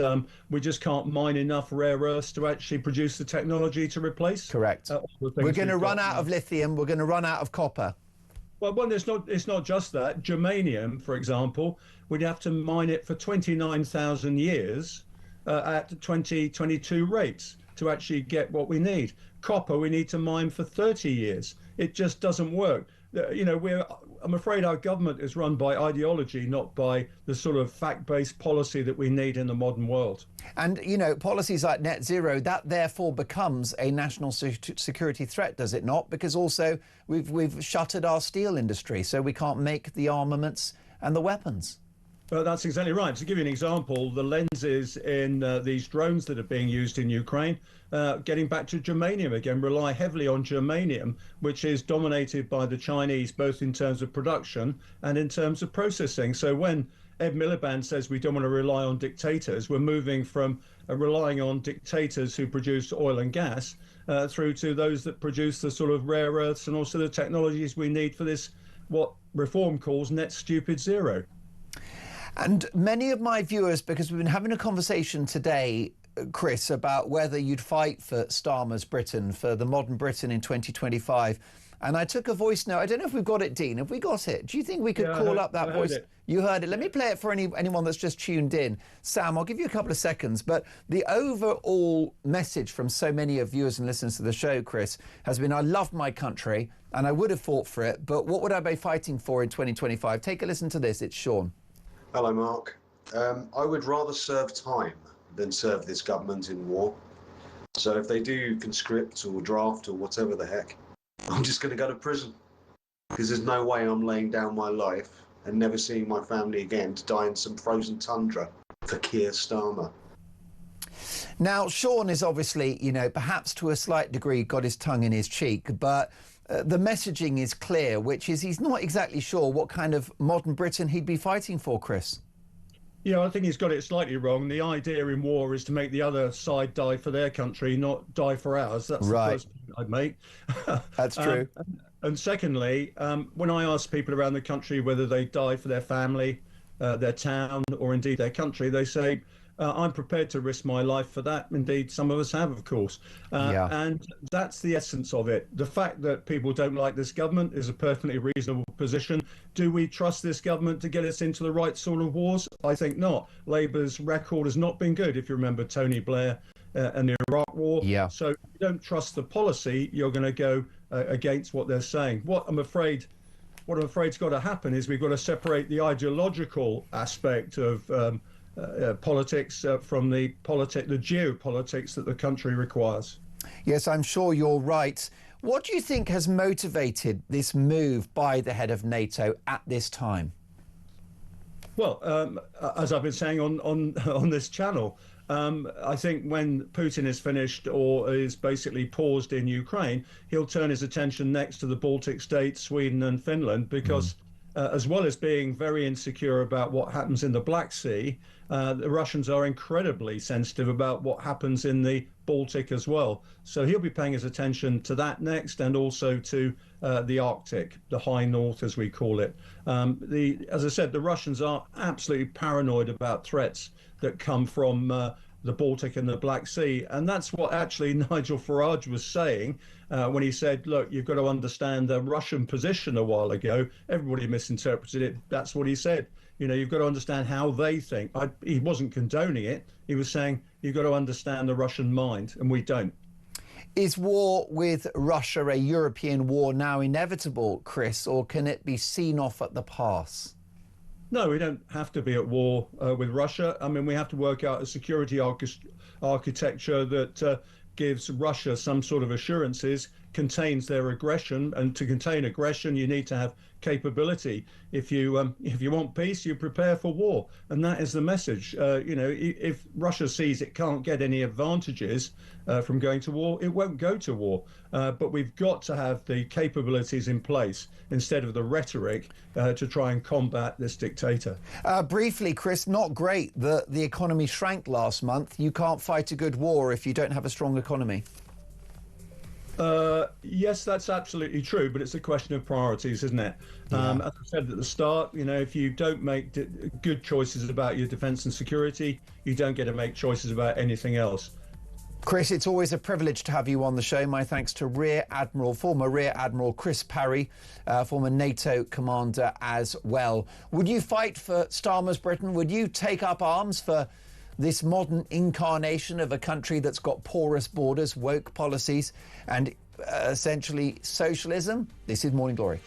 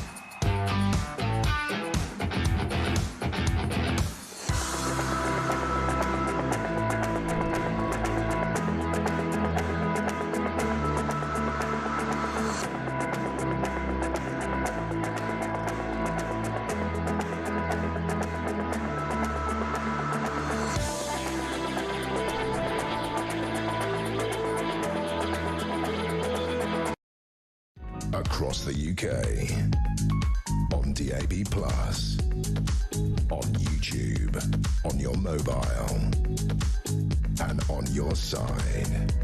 This is Talk.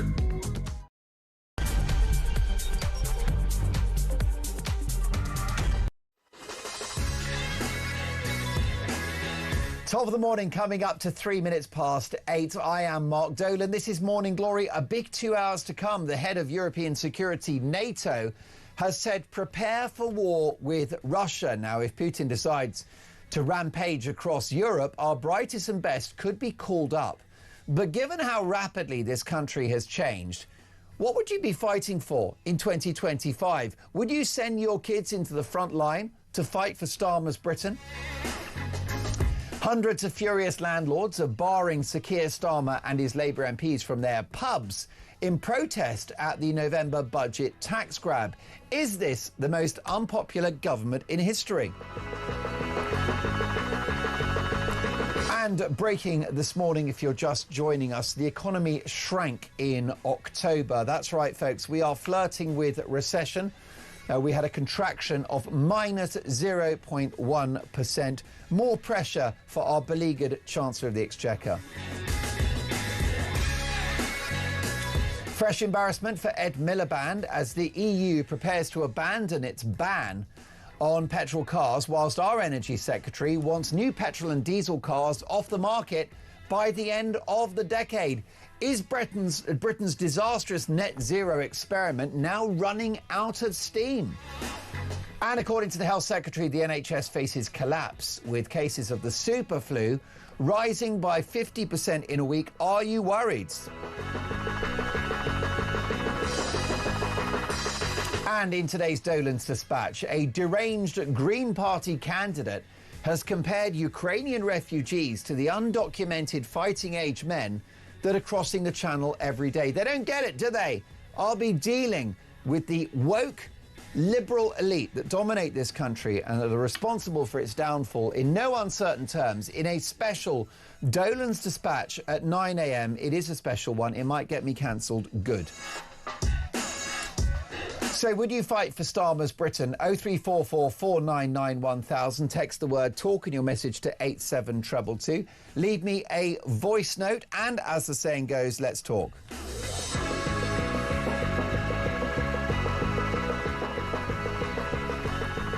And let's have a look at 5 minutes past 8 at today's front pages. The Times newspaper, prepare for war with ruthless Russia, NATO chief tells Europe. Also, Wes Streeting, strikes may force the NHS to collapse. Spread of superflu creates worst-case scenario. And mansion tax to devalue homes by £50,000. The Daily Mail, Minister, Britain's on a war footing. Warning from Labour's Al Kearns as NATO chief says Europe must prepare for the scale of war that our grandparents endured. The iPaper, superflu hits the UK with cases highest among young children. Let's get reaction to all of the big stories of the day. One of the finest journalists in the country, chief political commentator at The Independent, John Rentoul. Good morning, John, and happy Friday.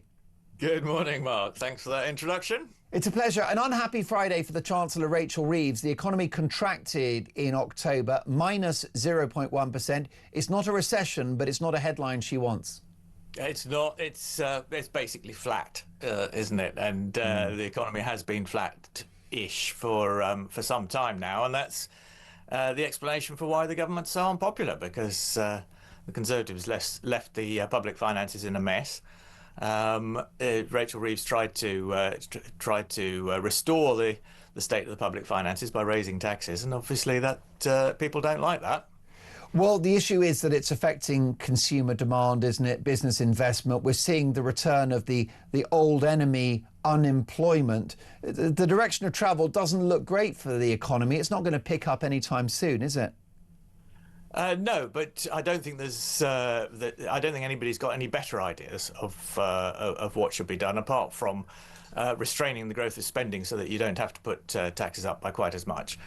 Well, surely, surely cutting the size of the public sector would be the absolute magic wand. You know, the country lives beyond its means. You know what it's like, John. You got your salary from The Independent, and if you go over it consistently, well, then you're going to be in trouble with credit cards and mortgages. The country's no different.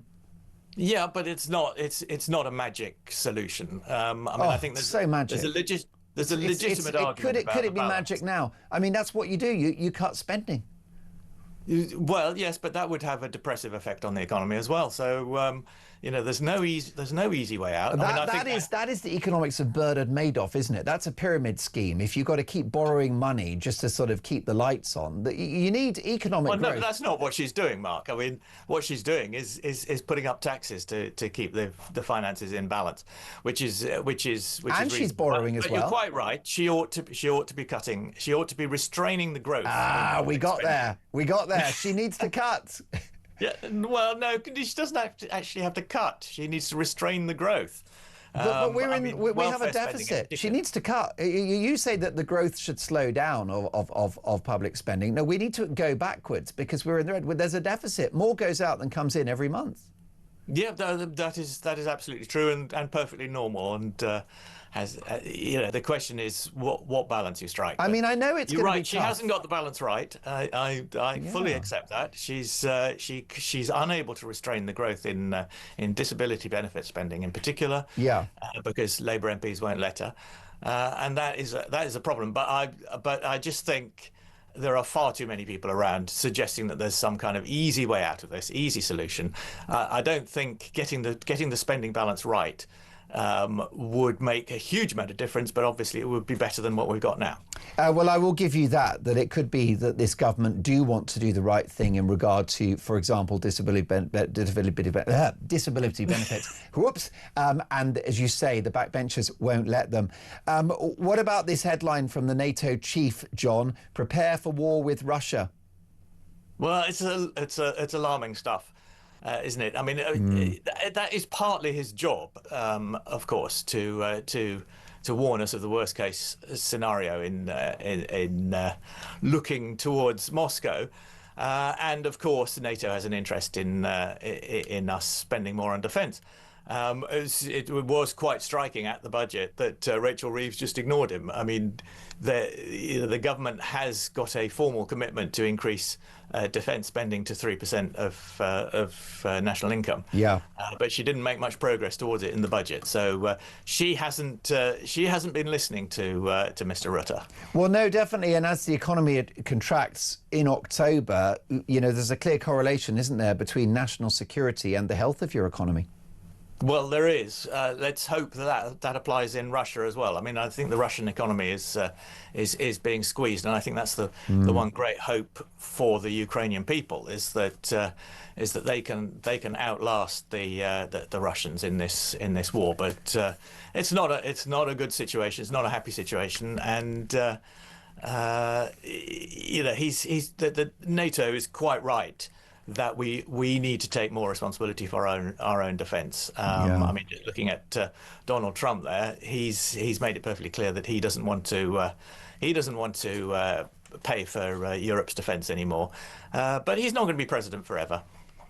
The Times newspaper, Wes Streeting, strikes may force NHS to collapse. This is obviously a big problem, isn't it? It's a strain of the flu which looks to be hospitalising many people. It's even a threat to children. How worried should we be? Well, yeah, I mean, collapse isn't exactly a helpful word. I was quickly trying to speed read the Times before I came on to see if he'd actually used that word.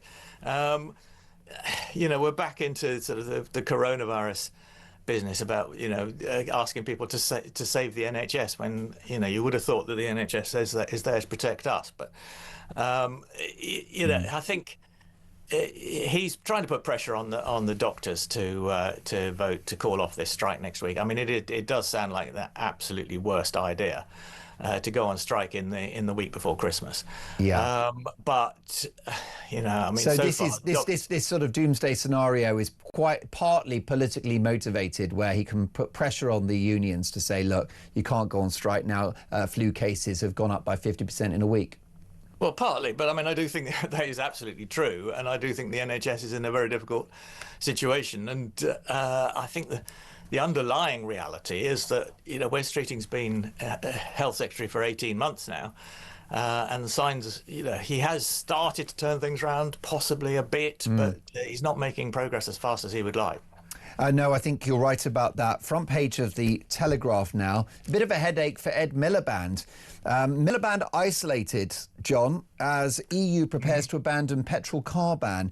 Ed Miliband has been left isolated over his net zero policies after the European Union dropped a flagship pledge to ban sales of new petrol cars. Now, it's my understanding that the EU were going to ban the sale of new petrol and diesel cars. Originally, I think it was 2030. Then they pushed it back. Then they put it to 2035. 2035.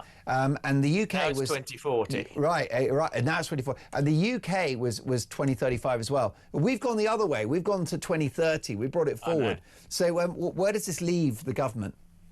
Well, I think Ed Miliband knows perfectly well that we won't be banning petrol cars in was it 5 years time? Yeah. I just don't think that's going to happen. He knows that's not going to happen, but he doesn't want to say it yet. I mean, he ought to if he knows that it's going to be pushed back, because he needs to give the industry some certainty. And at the moment, he's still trying to push them as fast as he can towards getting rid of petrol. Even though lots of my viewers and listeners don't want to own an electric car. They're worried about the environment. They don't want pollution, John. But they've seen the range of these devices, and they've seen the cost, and they've seen the resale value. Yeah, absolutely. But we're moving towards electric vehicles anyway. I mean, that is something that is happening, and it's going to happen, and probably will happen by 2050 if that's the target that people want. But the market should decide, not politicians, right? Well, no, I don't think the market can decide completely. But I mean, actually, it is one of the cases where the market will go electric, because that is cheaper in the longer run. There's no question about that, and more efficient. But that's not the answer to net zero, because there are so many other things where domestic heating, gas, and all the rest of it. That is going to be much harder to change over. I mean, electric vehicles are the easy bit. Yeah, indeed. And do you think that he's going to have to go for 2040? Does he need to sort of fix this problem now? Because it would be a tremendous boost to the car industry if he said, look, we got this wrong. We're going to go 2040 like the EU. That could be his political cover. We're doing just the same as the Green Europeans. Because there are 1 million jobs in the car industry in this country. Yeah, no, it would be mad to put ourselves at such an obvious disadvantage against the EU. So I would have thought we will be matching the EU at some point, but I think he just wants to put that point off until I think he's having a review in 2027. So yeah, in a sense, there's no rush. But I imagine the car industry would like to have some idea of where they're heading. Always a delight to have you on the show, John. Have a good Friday. John Rentoul is the chief political commentator of The Independent. Would you fight for Starmer's Britain? Have we got time for a quick voice note? Sam, take it away. Daniel.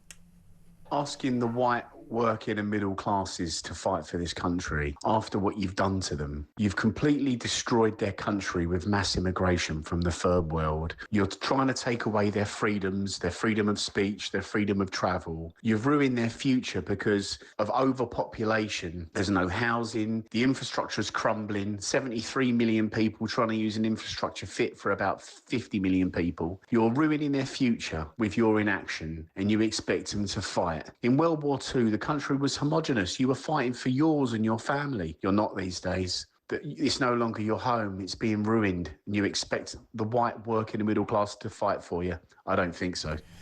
I thought Rachel from Complaints was protecting the NHS with her eye-watering tax rises, and now it's in meltdown with the flu. Make it make sense, says Brad. How about this from Steve on the super flu? Mark, we have a new strain of the flu doing the rounds, yet the NHS is still pushing the flu vaccine. But isn't it for the wrong kind? So it'll do no good at all, says Steve. And Jacqueline Liverpool says, Mark, Wes Streeting saying the doctor's strike will finish the NHS. So not the six-figure diversity officers or the literal hundreds and thousands of pen pushers or the millions of illegals and their families accessing it for free. Oh no, blame and punish the doctors, the ones that keep it going. Labour all over, punishing the working while rewarding the freeloaders. Would you fight for Starmer's Britain? More on that to come. And breaking this morning, the economy shrank by 0.1% last month, October, I should say. The economy has contracted. I'll get reaction from the Shadow Chief Secretary to the Treasury next.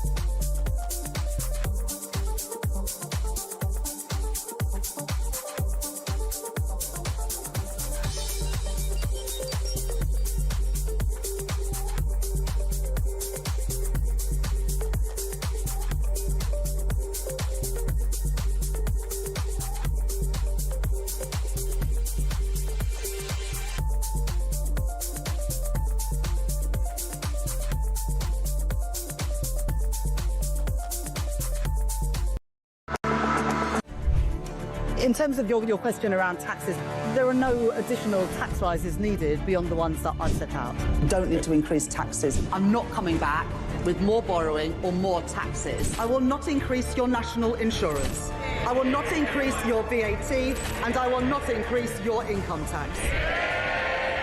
We don't need to come back for more. We've done that now. We've wiped the slate clean. The economic circumstances have declined, deteriorated since a year ago. We are having to look at taxes and spending.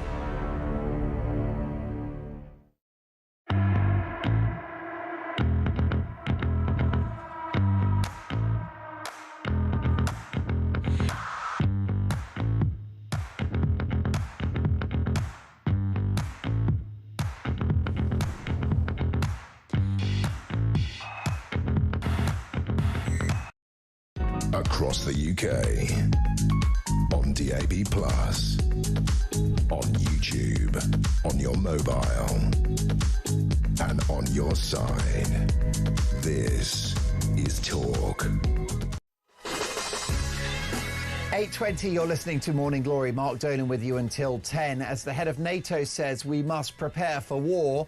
Would you fight for Starmer's Britain? This is a voice note from Carl. Fight for this country? They must be having an absolute laugh. There is no way I would do that now. Now, I spent 6 years in the army. I spent 30 years in the police. So I think I've done my bit. And I was really proud to have done so. I was absolutely proud as punch. And some days, I couldn't even believe they was paying me to do what I did. It was fantastic. Now, I'm just absolutely bloody embarrassed about it. That I was part of the apparatus, I suspect. That's allowed us to fall so far. Truth of the matter is, they'd want me to go and fight against people that I've probably got more in common with half the people that live in this country at the minute. So as far as I'm concerned, the fight starts here first. What a damning and devastating voice note. And Carl, my heart goes out to you. I can't disagree. Folks, we've got bad economic news. The economy contracted by 0.1% in October. Let's get reaction from Richard Fuller, who is a Conservative MP and the Shadow Chief Secretary to the Treasury. Good morning, Mr. Fuller. Good morning, Mark. How are you? I'm very well. Good to have you on the show. As sure as night follows day, you have a budget which is focused on, tax rises and welfareism, and the economy shrinks. Go figure. Now, of course, I know that October doesn't relate to what happened in November, but this is all a long-term consequence of the Halloween budget. Things are only going to get worse. Exactly right. It's tied to the budget this year, and that in turn is tied to the budget last year. What on earth did the Chancellor think she was going to get? If you whack up taxes on British people and British businesses, 40 billion last year, 26 billion in the budget this year. If you add regulations on businesses and stifle people's entrepreneurial spirit, and then you tell working people that all their tax money is going to pay for people to have higher benefits, you're not going to get economic growth. We've had 3 months of declining growth, and now we're in shrinking economy territory. That's a terrible end to a very bad year, and it would be no surprise to you, no surprise to me, that the Chancellor bears the responsibility for all of that. Socialism, the failed idea that never goes away.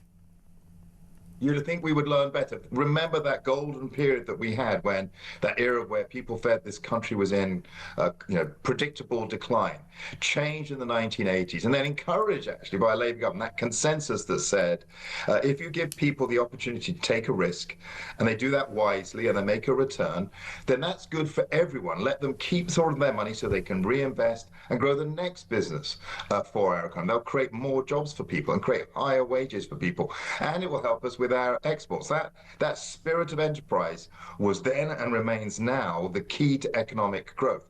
But if you look across the Labour front benches, hardly any of them, and certainly the Treasury, I don't think any of them, have had any experience in the real world outside of the political class or the public sector. No real experience of trying to start a business, grow a business, and employ people. And that's a shocking indictment on a government, that they can't have a Treasury team that at least has some people with expertise in that area.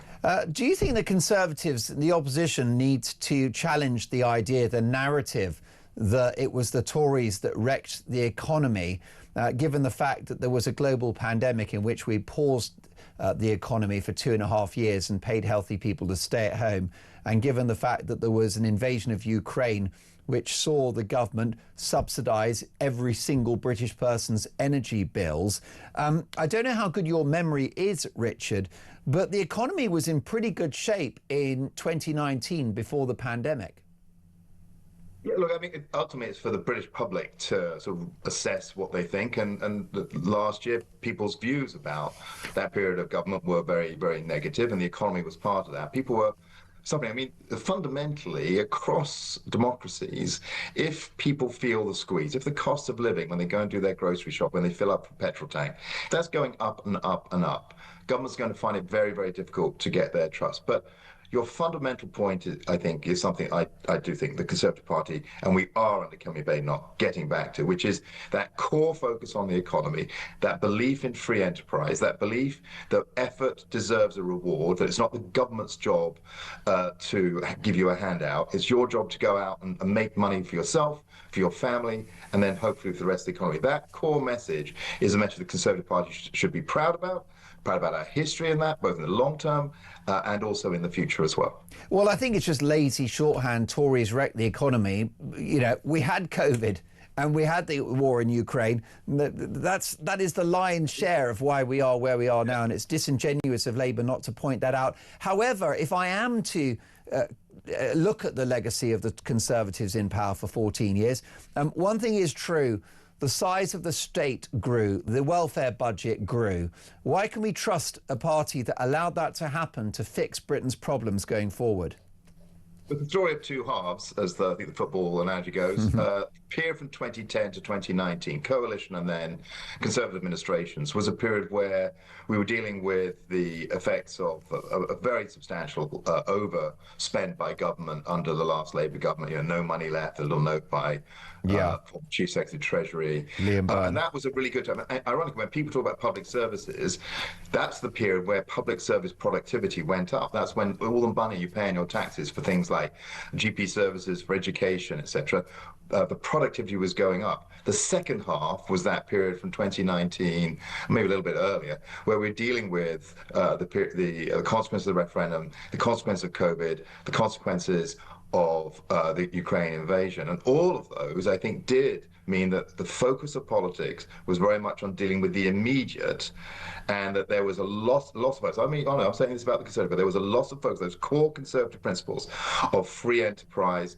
the fact that the state has to live within its means. Those are the principles that we're getting back to at the heart of our mission with Kemi Badenoch. And my job as Chief Secretary, just to round up the things that you were talking about earlier in terms of defence, is making sure the state lives within its means, making sure that we don't put more rocks on the backs of our young people by passing on debts and obligations to them, and create the space to fund the military we need. Most definitely. Why did the Conservative Party shift leftwards? If I take your word for it, Richard, that this is a changed Conservative Party that's getting back to its core principles, why did it abandon them for so many years, particularly under the likes of Theresa May, who signed up for that egregious net zero timeline, which her Chancellor at the time, Phil Hammond, said would cost £1 trillion. Where did the party go so wrong? Why did the Tories become so left-wing?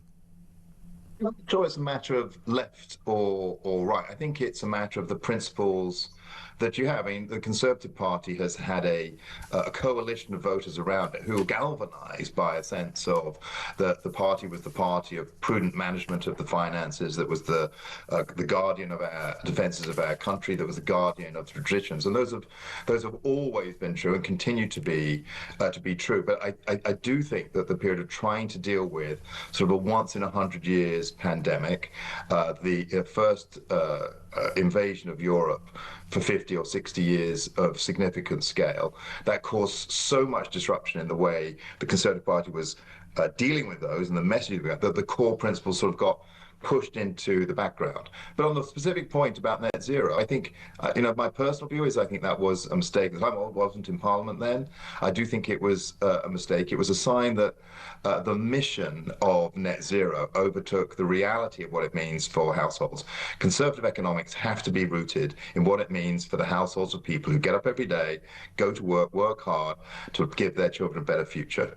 Is net zero unconservative? I think the ideology of net zero is both unconservative and completely uneconomic. I mean, if you just say we've got to achieve net zero, regardless of what the costs are for the families, you are going to lose public support, no matter how good it might be as a goal. If you aren't honest with the public about what it's costing, if you don't do it at a pace that people can afford, they're going to rebel and say, don't do it. One of the biggest problems this country has isn't the pace that we're achieving net zero. It is the cost of energy that is putting many of our businesses out of business. They cannot compete. Let's focus, as the Conservative and Claire Coutinho are doing, on a low-cost energy plan, a cheap energy plan. That's the way to get growth in the economy.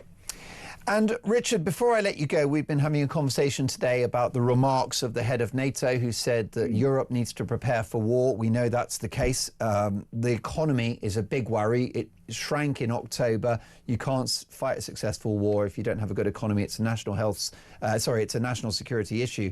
But I've got viewers and listeners to the show saying that they wouldn't really want to fight for Britain in 2025. It's a country they don't recognise. You know, if you're patriotic, if you've got the flag, apparently, you know, you're a racist or you're far right. People look at the porous borders. You know, you've got legal net migration crazily high under Boris Johnson, up to 1 million people in a year. And then you've got the boats. People are saying, you know, why should I fight for this country? Does that concern you, given the fact that this is a country that has been presided over by the Conservatives for 14 years? It's a legacy of Tory rule that we've got a country now people don't want to fight for. Well, I did listen, Mark, to some of your viewers' comments, and I think one of them, he was a gentleman who'd served in the British Army and then was a police officer for a number of years, and I listened to his comments about the pride in his country. And when he was in the Army, he would have fought in a uniform which would have had the Union Jack on the side of his jacket. And that's an important signal. When we think about our flag, it is something we should be proud of. It is something that we should unite behind, and it is the purpose of politicians of all parties to make sure that people like your viewer and lots of other people believe in our country, about the mission of our country, and that our country is worth defending. On your calls, you've had a number of people point some of the concerns that they have. I hope the Prime Minister, I hope all political leaders are listening to that. But ultimately, in the end, we can't segment our country out into different sections and then say, well, because of that, we can't fight. We have to find a unifying mission behind our country's flag as part of the preparation for making sure that we can defend our own country should we need to, given the increasing risks we face from Russia. Yes, but this sort of, you know, self-loathing, this wokery that's entered our public institutions did happen on the watch of the Conservatives. We can't blame Labour in a year and a half for delivering a country that people don't want to fight for anymore.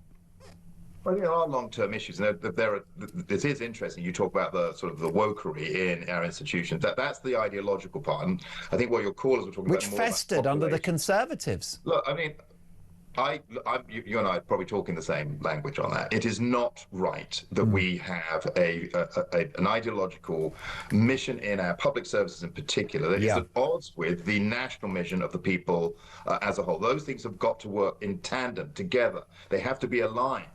And at the moment, I'm afraid that attitude in particularly in our public institutions, but also in some large corporations, needs to change, needs to focus back on what is in our national interest, our shared national interest, rather than some people trying to say, well, we're going to define people because of this particular characteristic or that. We cannot have identity politics in an era of preparation for difficulties ahead. Richard, I know you're busy, just a couple of seconds, but can you understand why my audience don't want to fight for Britain when they see illegal boat crossings up to 1,000 men a day landing on our shores? Can you understand why that dampens their appetite for war? I don't know if I make the precise connection. I think there are two issues. I can think why many people in this country are completely frustrated and some quite angry that we aren't stopping the boats. In fact, those crossings are going up. You know, it took the Conservative Party a little bit too long to come up on the right answer, which was, we call it Rwanda, but offshore processing. Other European countries now are saying, well, let's go and do that. And what has Labour done? Labour has scrapped it. They're out of touch, not only out of touch with the British people, but out of touch with their European counterparts, who now realise that what the Conservatives proposed with offshore processing was the right answer to stop those illegal crossings across the Channel. Most definitely. Richard, terrific to see you. Thank you very much for your time. Richard Fuller is the Shadow Chief Secretary to the Treasury. Your reaction, 03444991000. Coming up, are you worried about this super flu? I'll get some expert guidance next.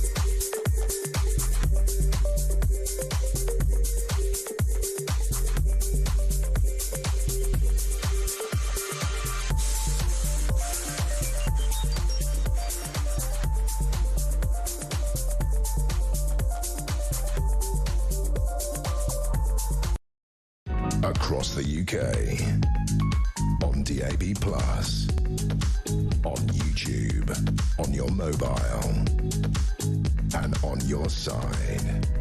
This is Talk.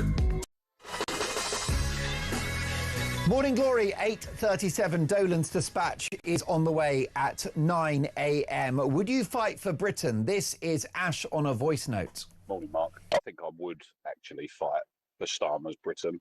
Not for him, but for my children, for their future. I will gladly fight so they don't have to. I don't necessarily agree with anything this government does, but it is still our country and I would need to stand up for it.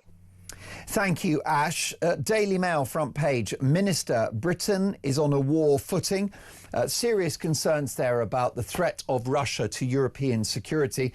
We also have a medical story, which of course won't have escaped your attention.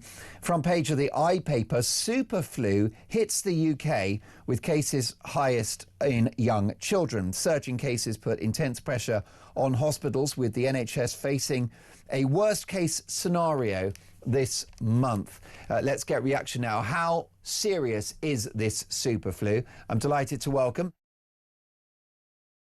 GP and CEO at Doncaster Local Medical Committee, Dr. Dean Edgett. Good morning, sir. Welcome to Morning Glory. Morning, Mark. It's nice to speak to you. Well, thank you for your time. I know you're busy as a GP worrying about this super flu. How bad is it, Doctor? It's an extraordinarily busy year. In fact, the statistics show that we have more patients in bed with flu at the moment than ever on record.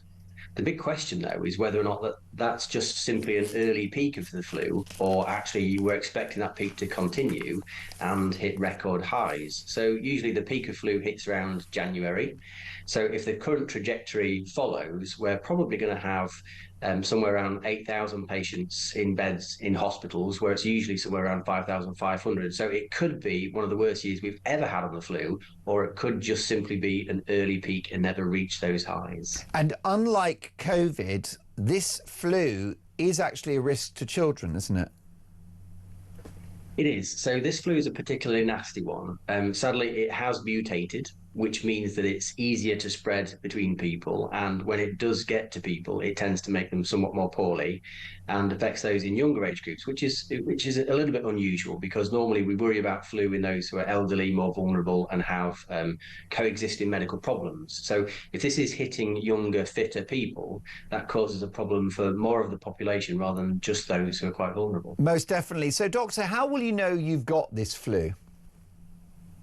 Well, flu is pretty devastating. Flu isn't a cold and flu isn't a chest infection. So when you get flu, really you're going to want to take to bed. You're going to feel achy, you're going to feel sweaty, shivery, runny nose, sore throat, feels like the world is ending. You don't really want to get up and do anything. And that's flu. The worry about flu, of course, then is you do take to your bed, you don't drink, you don't eat, you become dehydrated, and then possibly even get a secondary chest infection where you might feel quite short of breath and then struggle. So if you're getting to the point of feeling short of breath or struggling to drink, that's the point where you need medical help and possibly admission to the hospital. But if you're feeling like the world is ending and you're achy, usually paracetamol and fluids do the trick. The main key here being fluids. Hydration really is key. So if you feel that you need to take to your bed and stop spreading the flu, that's great, that's fine, but just please keep drinking and shout out if you're short of breath. If it's like, I've got viewers and listeners, and if they're in bed with it or they know someone that is, now, what is the red flag that makes you think you need to go to hospital? You know, how far do you go with riding out on your own at home? Yeah, so I try to keep this as simple as possible. There are two features that really frighten me when patients are unwell with something like the flu. And that's one, are you drinking and are you weeing? So I'm worried about your kidneys. I need you to make sure that you're drinking plenty. And if you're unable to drink and you're not often going for a wee, then that's an issue. You need to let me know, because your kidneys may be in trouble and that may be a risk to your life. So that's number one. Number two is when you're feeling short of breath. And what I mean by that is if you feel like you've been for a jog or a run when quite clearly you haven't. So if you're sat there panting, that's an issue and you need to speak out, get some oxygen and get into hospital. So two features. One, if you're not drinking and weeing, or two, if you're short of breath to the point where it feels like you've been for a jog when quite clearly you haven't, you need to speak out and shout for help. Okay, that's really serious. Now, a couple of people have said that they're not sure about the flu vaccine because this is a different strain to the one that's currently available. Is it still worth having it, and is it too late now to get the vaccine?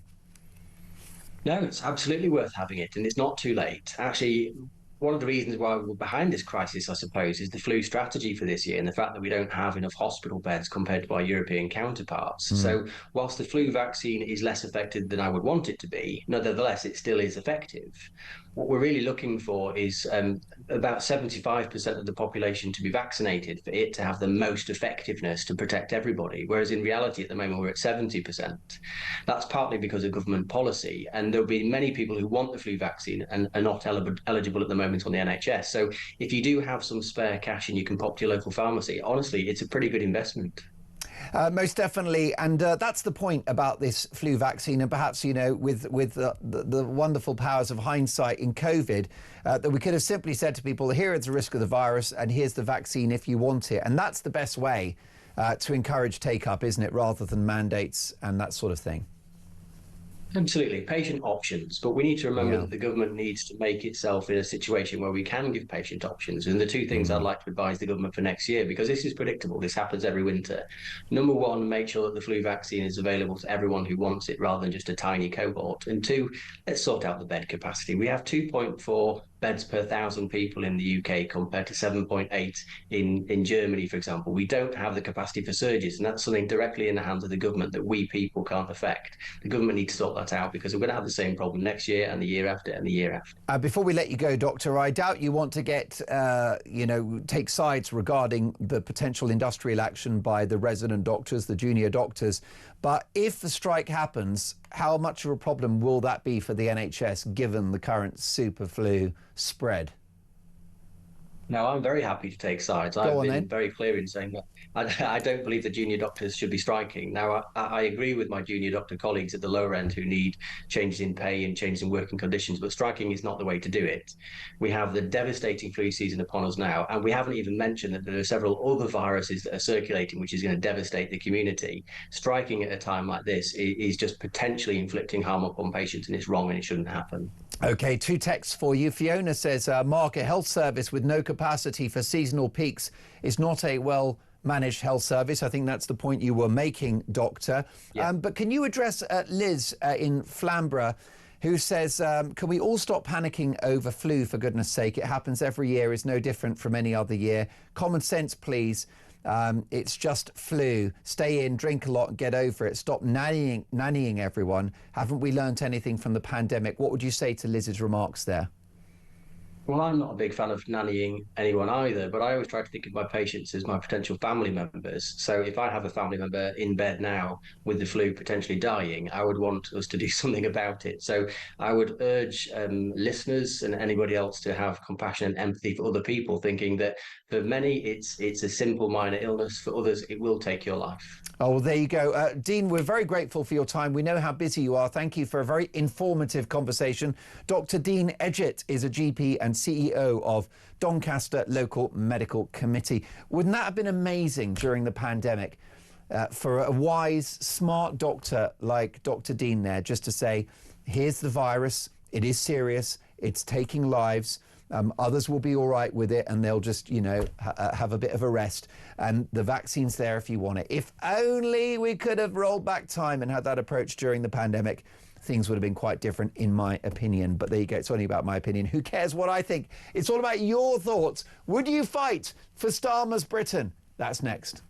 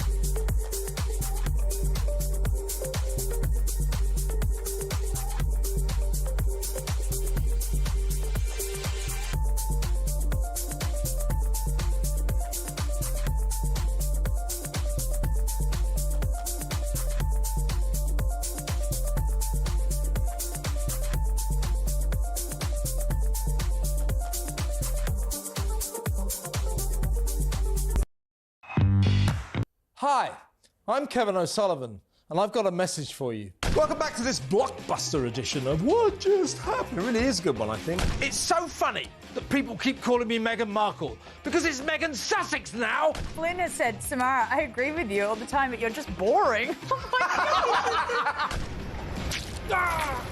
Hi! I refuse to work for ITV ever again. Oh! What Just Happened? Fridays at 9 on Talk.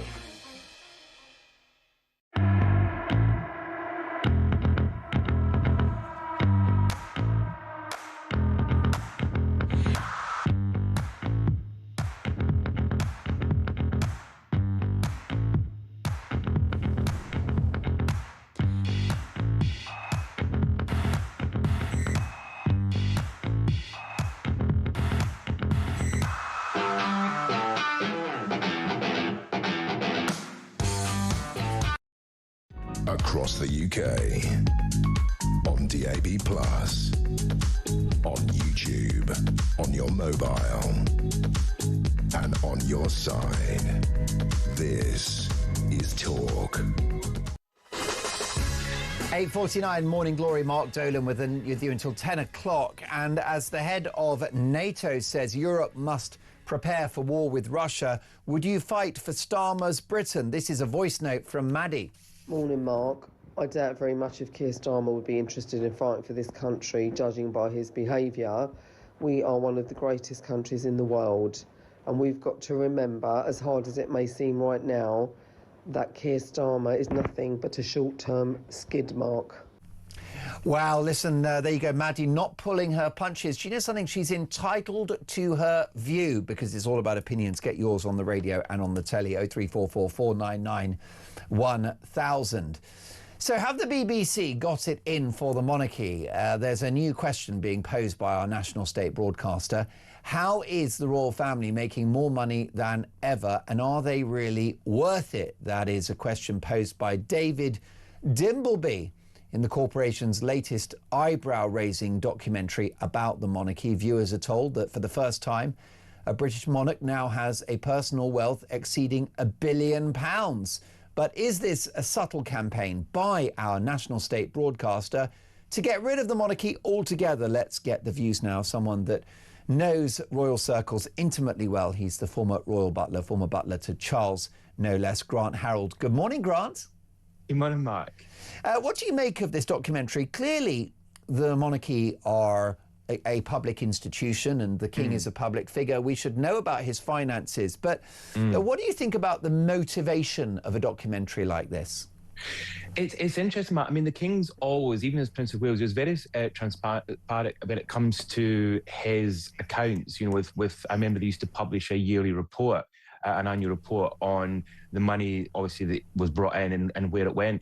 And he might be classed as the first king billionaire, if you like. But I think what I want to kind of make clear to people is that you've got to remember he's not got that in his bank account. Obviously, they're referring to the properties, but they're not entirely actually. Some of them are not obviously his. Sandringham and Balmoral are his, but the other ones aren't. The monarchy generates through the Crown Estates, I believe it's over 500 million. And from that 500 million, what's given back to them is about 40 million. So all I'm trying to say is that, yes, it might say that on paper, but it doesn't mean to say that's what he's got. But what they bring to the country, and it's just my view, and so what they bring to the country is not only just a value, if you want to talk about money, a value in money, but also, you know, there's other countries. As you know, Mark, I travel the world quite a lot now. And when I meet people from other countries, they tell me how lucky we are to have such a modern monarchy, and we're lucky to even have a monarchy. So I can kind of think we should see it as good value for what the king does. And a lot of the money he does generate goes straight back into his charities, which I've witnessed at first hand. Most definitely. And Grant, they live in palaces. They're surrounded by priceless art, and there is jewellery and incredible, you know, home furnishings, all the rest of it. Yeah. Vintage cars, you name it, horses. Now, they live in this luxury, but that's inherited. They can't flog it on eBay and they can't put it on Rightmove, can they? And the other thing is, but you know as well as I do, because you actually know the king personally and intimately well, they're not extravagant people in spite of the circumstances that they inhabit. Matt, can I tell you the amount of times I used to be in the room, for example, at Highgrove, and I'd be in there doing something, the lights would get turned off because he was aware that this was wasting energy. Wasn't wasting energy because I was in there doing something, but he didn't know that. And like his mother, he would go around trying to conserve energy, trying to save on money. And it's people might say, oh, that's a silly example, but it's not really, because that was his view of trying to, even his bath water, I think it was said, he actually admitted a few years ago that I think it was reused or something in the gardens at Highgrove. So any way that he can conserve things, he does. He doesn't like waste. He really doesn't like waste. They just don't have an extravagant culture in the family, do they? Not at all. The Prince Philip was parsimonious and careful with money, and then the Queen famously, if that's right, Grant, kept her breakfast cereal in Tupperware. Yeah, absolutely. I mean, I'm not breaking confidence because we actually know that because it was obviously reported a few years ago. And also, can I also mention, he's got certain clothes that he wears. I know famously they talk about the clothes that the royals sometimes reuse. There's some clothes that people have commented, the press have commented, where you see jackets that have been used time after time after time because he doesn't want to waste the money. He'd rather use the money back on his charities. If you visit the Highgrove Gardens and Highgrove shop, just as an example, you get to understand what he does with the money. So, as I said, in theory, he might be the first billionaire king, but I can guarantee you that he's very careful with money, and he's very aware that people struggle. He's very aware, which is why he does a lot of what he's doing in his public role as king. Yes, if you were looking at royals who do live extravagantly and beyond their means, look no further than perhaps Sarah Ferguson. I don't know if you've read Andrew Lowney's book about the Yorks, but they're the sort of royals that bring the monarchy into disrepute with how they lived. Absolutely. I've actually met Andrew. He's a great chap, fascinating, and his research is amazing. And absolutely, you mean Lowney, not York? Lowney. No. And well, obviously I met the other Andrew as well, but not Andrew Lowney I'm referring to. Fascinating chap. And yeah, I mean, as we know, he did amazing research, and he must kind of, I think it was a very brave move of what he did. And I think he's highlighted that. But you're right, there is certain royals that probably don't think about the costs, and they really should. And I think European royals have learnt, sadly, from the hard way of life, where obviously monarchies have been lost, and they're now sort of, dare I say, celebrity royals who have quite a kind of, yes, they've got a nice lifestyle, but at the same time they're aware that everybody's watching to see what they are doing with the money that they generate. Briefly, Grant, if you can, the King is to address the nation about his cancer journey. Do you have any more on that? No, I mean, I'm obviously kind of get updated through friends and former colleagues. And what's amazing about the King is we're aware, and it's not a secret, that he's obviously still ongoing the battle with cancer. So many millions around the world are. But what's extraordinary about him is where he gets this amazing energy from, because anyone, including my late mother who went through cancer, I'm aware of what it does to the body, and just fighting it, what it does to the body. And it's extraordinary that he's done his third state engagement, from Germany. It's amazing how he gets this energy. But I think the statement tonight, more than anything, would just be to encourage others about not giving up and just getting on, fighting this horrendous disease and kind of getting on with life, which is exactly what he's doing. And so he's a great, can I say, role and an ambassador for now talking about this very thing. He most definitely is. And listen, we've got to get some ideas together for people's Christmas presents. And let me recommend the perfect stocking filler. It is Grant Harold's brand new book, which has become a bestseller. Congratulations, Grant. It is called The Royal Butler, My Remarkable Life of Royal Service. And it's available from all good outlets. Grant, we'll catch up soon. Thanks for your time. Very much. Thank you, Mark. There you go. Honestly, a cracking read. And what a great guy. I think you'll agree. Shall we have a bit of sport now? I fancy some. 90 minutes in 90 seconds. From The Sun. And Martin Lipton is the chief sports reporter at The Sun newspaper. Martin, I'm so excited about the World Cup. I'm less excited about the price of tickets. Can you afford £3,000 for a final ticket if England get there, Mark? I mean, you probably can, but most people can't. I wouldn't even pay that for Sir Elton John. Well, I don't think most people could really afford £200 to see England versus Croatia. It's an abomination by FIFA, without question. It'll cost, if you want to go to follow England to watch every match, the minimum it will cost you is £5,000. And that is just an obscene amount of money to watch football. Definitely. There's no getting around it. There isn't. And Martin, your readers at The Sun and my viewers and listeners here at Talk are very, very irritated when they watch these tournaments play out and they see empty seats. Well, I think the problem we have here is this is America. People turn up for events.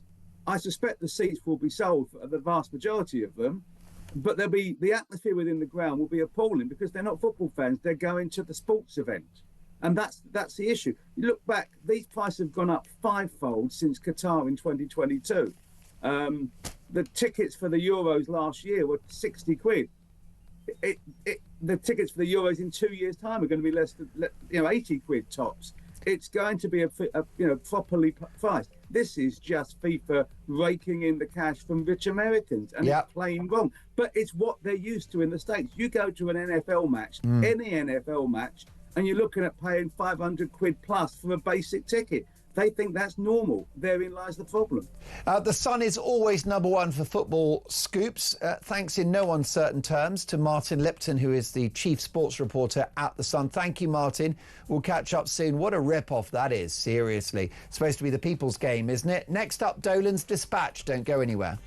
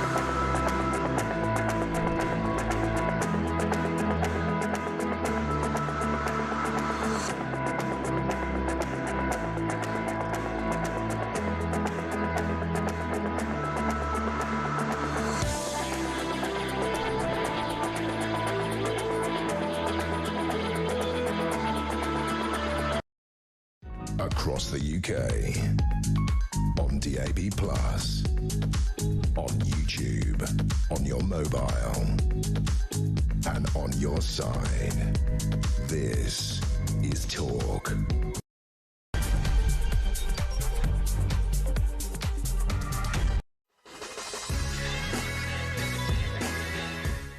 Two minutes past 9. Lovely to have your company. Mark Dolan here on Morning Glory. The head of European security, NATO, has said that we must prepare for war with Russia. But would you fight for Starmer's Britain?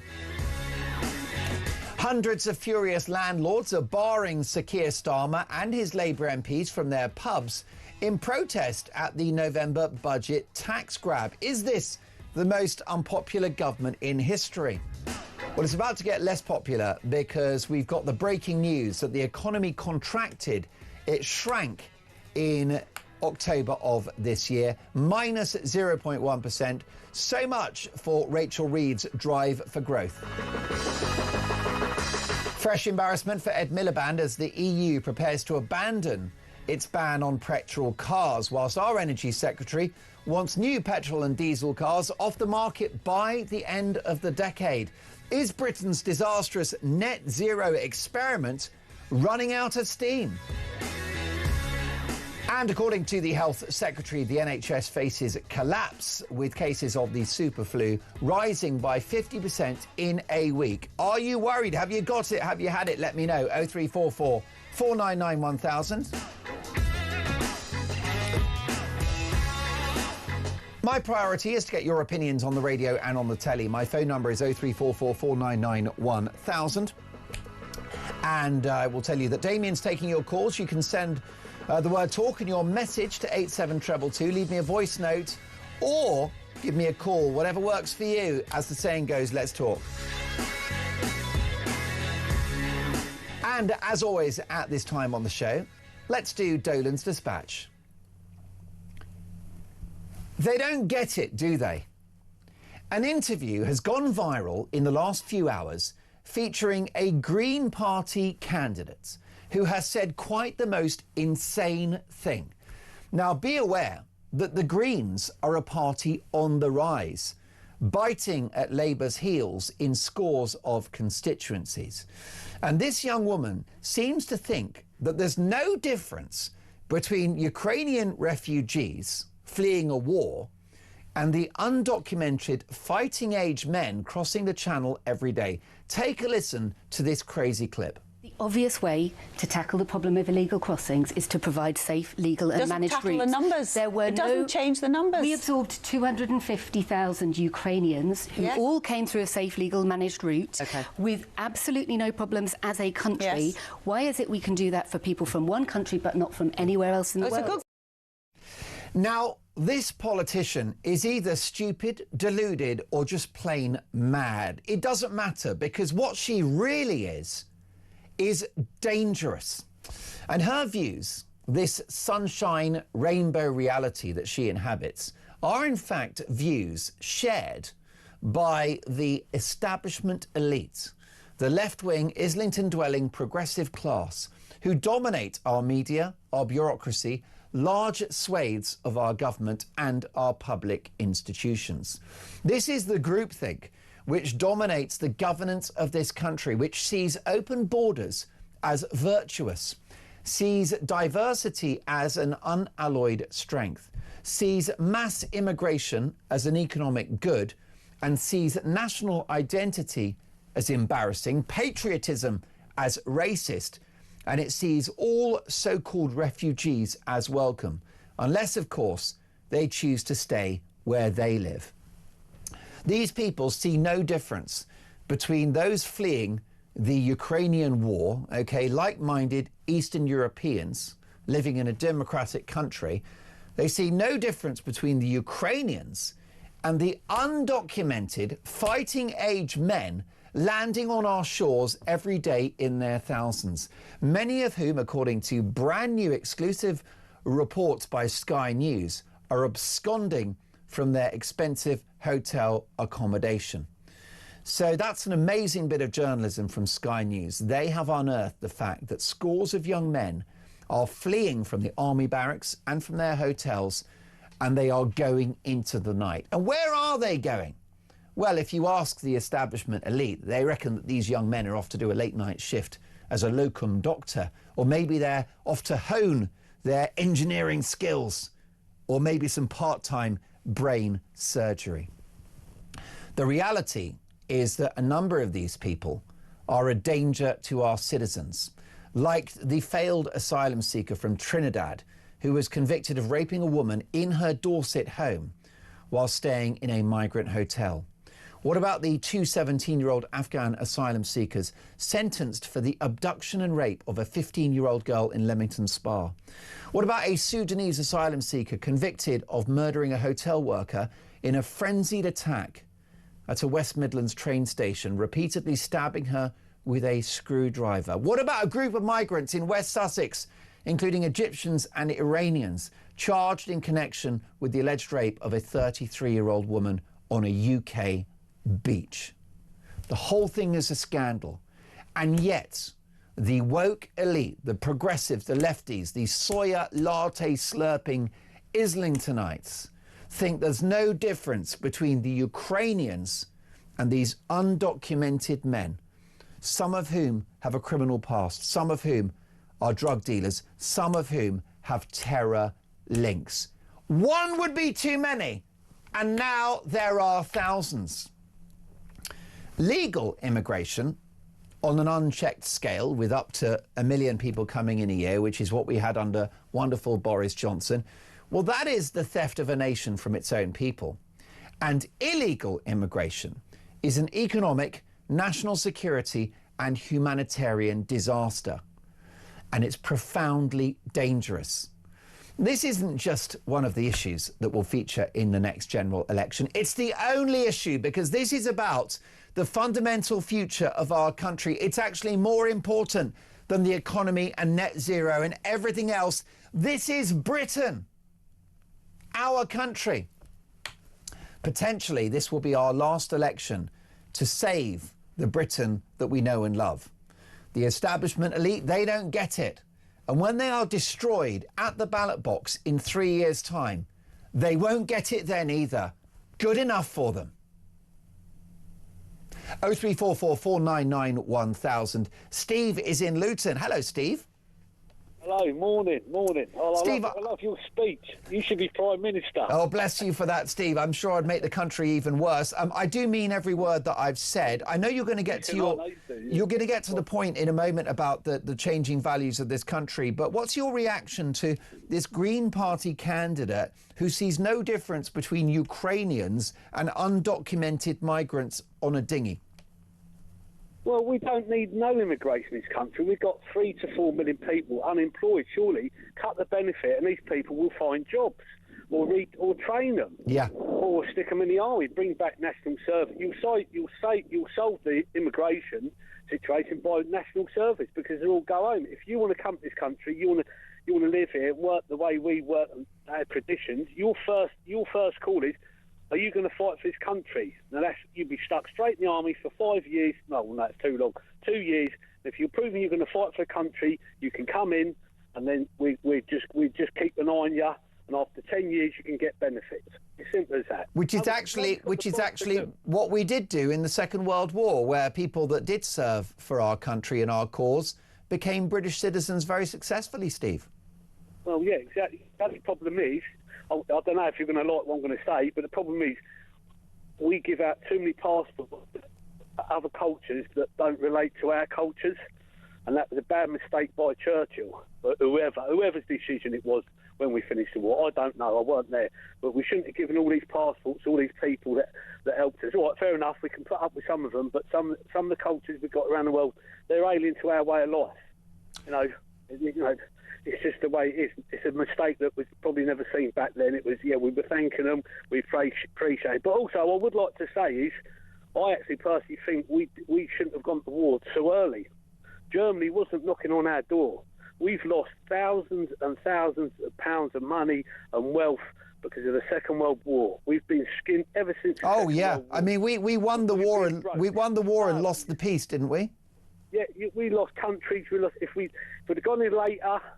Got the Americans to come in, we went hand in cap with them, so we never won the war. And then poor people that had died, they would turn in their grave today, and I'll tell you what, they would go to number 10 and they would invade it straight away. They would pull them out by the collar and hang them by a lamppost, because they're a disgrace. All politicians today are a disgrace to the British people that died and the people that are alive and still suffering from it. Now, Steve, you think the changing face of the country goes back to the Second World War? You're entitled to that view. Certainly, most people would say that it's about the scale too, though, isn't it? Isn't that the real story about how things have escalated in the last few years? Well, yeah, but that's down to the woke left-wing parasites. You can't say this. I'm 59 and I speak my mind. Yeah. You know, sometimes it's got me in trouble, but I am the way I am. I'll say what I like. Not horrible. I'll say my piece, and I won't go on it, because obviously there's a line between keep going on about it, you know, people get fed up with you. But at the end of the day, you should be who you are. You know, if you upset people, so what? Upset them. That's part of life. You upset them. You know, if you upset them too much, you get a black eye. You won't do it again, will you? Well, I don't need some left-wing parasite, communist, socialist, dictating to me how I should think and what I should say. Steve, you are so entitled to your view, and I will say that there are millions that will agree with every syllable. Steve, stay with me. I want to play you this voice note. We've been asking a simple question today, Steve, which is, would you fight for Starmer's Britain? And this is a voice note. Is it Sean? It's Sean. Take a listen. Hello, Mark. I would rather serve time than serve this government in war. So if they do conscript or draft or whatever the heck, I'm just going to go to prison. Because there's no way I'm laying down my life and never seeing my family again to die in some frozen tundra for Keir Starmer. Steve, you're chuckling away. Do you know where Sean is coming from on that? Of course I do. Listen, Labour Party, how can I explain? The proper old-fashioned Labour, if people looked at the old Labour Party as it was after the war, they were fine. They did the NHS and all that, which was great, and that's been abused. That's another issue. That's another day. Forget the NHS, because I could go on all day. But the thing is, the Labour Party today, they're all fairies. They've all got too much time on their hands. They've got stupid ideas. We should all be reading from the same hymn sheet, so we work together as a team. It's like having a car. It's like having a petrol car and putting diesel in it. It's not going to work, is it? Starmer and Labour and the diesel in the petrol car. They are useless. They are pathetic. The only war I would fight would to remove all communist socialists from this country from any time. That's the only time I would fight. I wouldn't fight in a war for Starmer. I would be fighting against him to get him out. You mentioned these communist socialists. The problem is, I don't know how many there are. They're in the NHS, they're in the civil service, they're at the BBC, Steve. Where would you start? Well, you just pull them out. You just get 30,000 of us. You go to the BBC, right, out. Send them to Alcatraz. Don't want them here. Do you think Henry VIII and Queen Victoria would put up with this garbage? You're having a laugh. Then hang them. The first thing I would do, Steve, obviously I can't share your view about hanging them, but you are entitled to your view about hanging them. If that's how, if the Prime Minister Stephen Luton is hanging, then BBC producers, that's your prerogative. What I would say, definitely, Steve, is I'd start by sacking them. I would take them off the public payroll.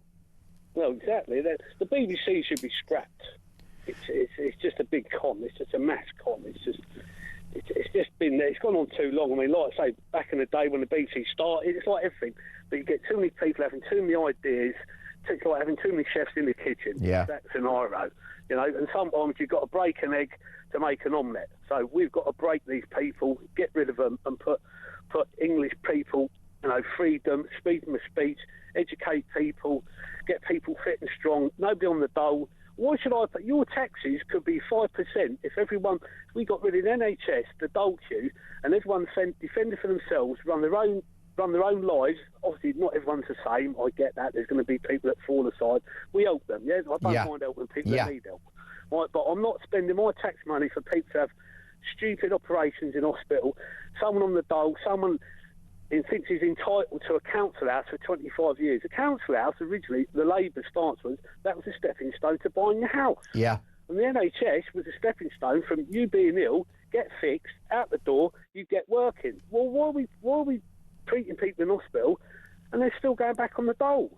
Steve, you've talked... them to go back on the dole? You have talked a whole lot of sense this morning. Please call me again soon. Really enjoyed that call and that conversation. Stephen Luton, he's had enough, and he completely relates to Sean, who left a voice note saying he'd rather actually be in the frozen tundra than serve under the military and fight for Sir Keir Starmer and Starmer's Britain. My new favourite show is Talk Women. OK, it's available to watch on YouTube. It's a brilliant politics show hosted only by women who, let's be honest, are the fairer sex and the wiser sex. On this week's show, you've got Alex Phillips, Samara Gill, Layla Cunningham and Nuria Khan and Kinsey Schofield. You don't want to miss it. That is Talk Women on YouTube. Take a listen. We need to have a conversation about class in this country and not about the colour of your skin. It's the Harris playbook, right? They have Beyonce, we've got Lenny Henry. Little Lily would rather have a Lip Smackers lip gloss from aisle 3 of Target than a freaking whatever that ball roller was that Meghan was so proud of herself about. We've become such a soft touch that our system is so easy to kind of work around and take advantage of. Girl, you might be able to earn some money quickly, but no one's going to marry you. Yeah. Well, I'm going to say I would definitely marry Alex Phillips if I wasn't already spoken for. Listen, cannot wait for Sun Women, which is, I'm delighted to say, available on YouTube right now. Go to YouTube and search Sun Women, Talk Women. I've gone mad. Right, folks, more to come. Would you fight for Starmer's Britain? Your calls and a very special guest next.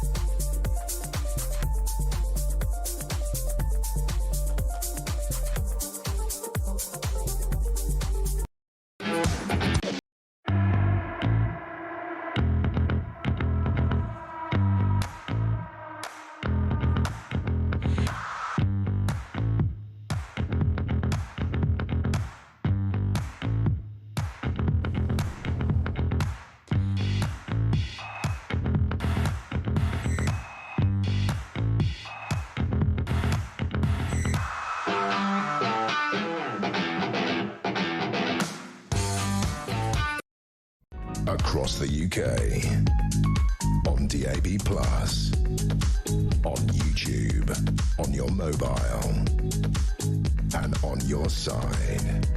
This is Talk. 9:22, this is Morning Glory. Mark Dolan with you until 10 a.m. And would you fight for Starmer's Britain? Mike has said, good morning, Mark. I was the 4th generation in my family to join the military. My son and daughter will be of that age to fight. Well, I'll buy them a ticket to somewhere to keep them out of the fight. There's no way they're going to be cannon fodder for this country. No way at all. Well, the head of NATO has said that Europe must prepare for a war with Russia. Let's get reaction from one of my favourite journalists, deputy editor at Spiked Online, Fraser Miles. Good morning, Fraser. Good morning, Mark. Great to be here. What do you think has motivated this missive from Mark Rutte, the head of NATO, warning of an impending war with Russia? Well, if I could be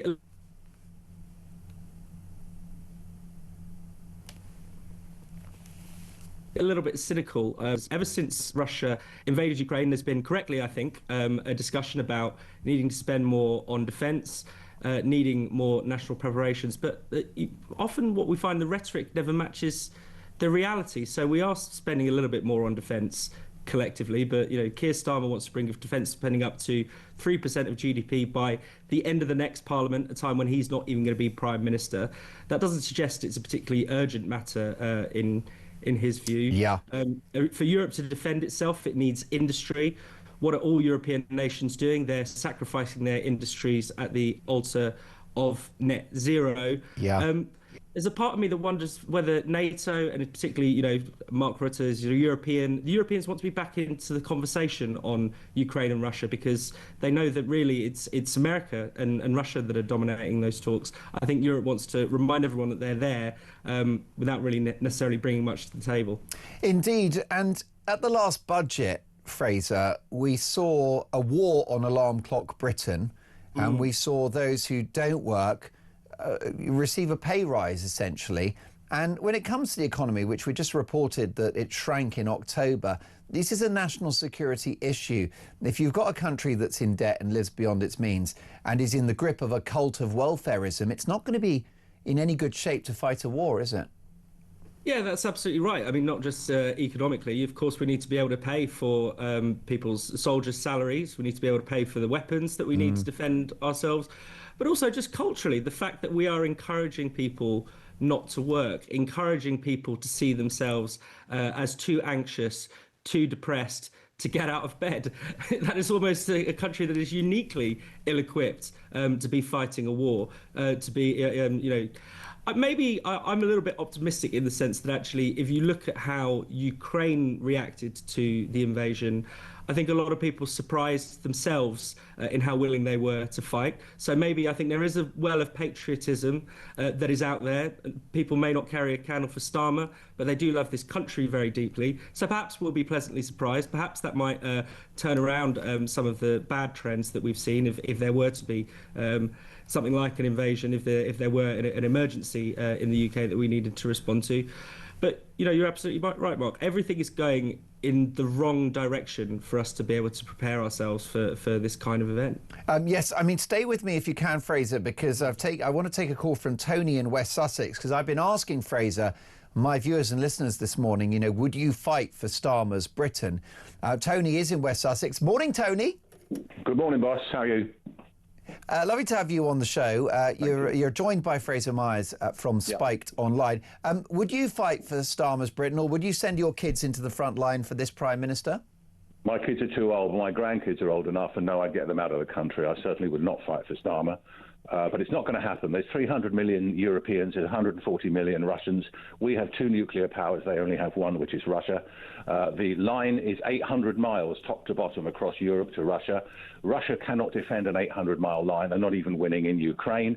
We would wipe their bums for them. So Putin is not a fool, and he would not attack Europe. This is all scaremongering to make people nervous and frightened and worry and apprehensive. Don't worry about it. It is not going to happen, and it certainly won't involve soldiers on the ground. It will all be in the air. And I've asked Fraser Myers this morning, I'll put the same question to you, Tony. What has motivated this scaremongering, as you put it, by Mark Rutte? I think the Labour government wants us to feel scared, feel intimidated, so one day there'll be an excuse to lock us all up and stay in your houses because it's not right. But the real reason I called you is this. Go on. Bulgaria have just kicked out their government. Everybody went on strike. Everybody went into the major cities and said, we are not having this budget you've just given us. 30 years you've given us, the worst budget ever in 30 years, and we're not having it. The government has fallen in Bulgaria, and now general elections are on the card. We need to go out on the streets in London, Birmingham, Liverpool, Manchester, Scotland, Wales, Cardiff, Swansea, and basically say enough is enough. The government would collapse within 72 hours. There would have to be a general election, and then we can start again. But what happens if there's a future administration and a bunch of lefties don't like the government? What if they then want a general strike as well? Is that not a problem there? Have you not set a precedent and open a can of worms, Tony? Look how many people voted for Labour, something like 28% of the population. That means 72% didn't, OK? So the lefties are like a boil on the bum. Sit on it and squash it and it's finished. Tony, what a call, and a great set of points. Please call me again soon. Tony from West Sussex, who I think, Fraser Myers, speaks for many. I think so. I think he's right to suggest that this is scaremongering. This is not to say that Russia isn't a threat and can't do some damage to Europe. I mean, we've seen lots of sort of sabotage and low-level things going on, even as Russia is engaged in Ukraine. But I do think a full-on war is slightly fanciful at this point.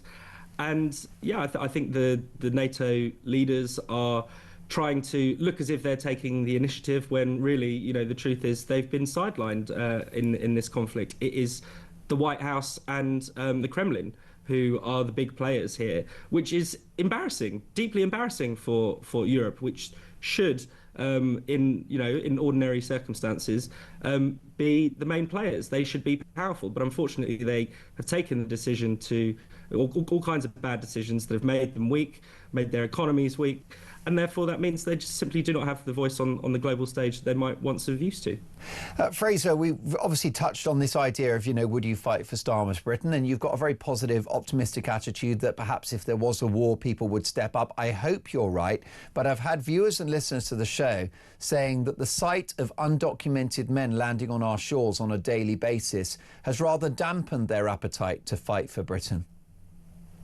Yes, and it does feel as if Britain is not working for us, not working for its citizens. It feels as if everything is set up for the benefit and comfort of people who arrived here about 5 minutes ago, whereas people who have lived here, for generations, having their rights taken away, whether it's their right to freedom of speech, their right to trial by jury, which we thought was enshrined in Magna Carta.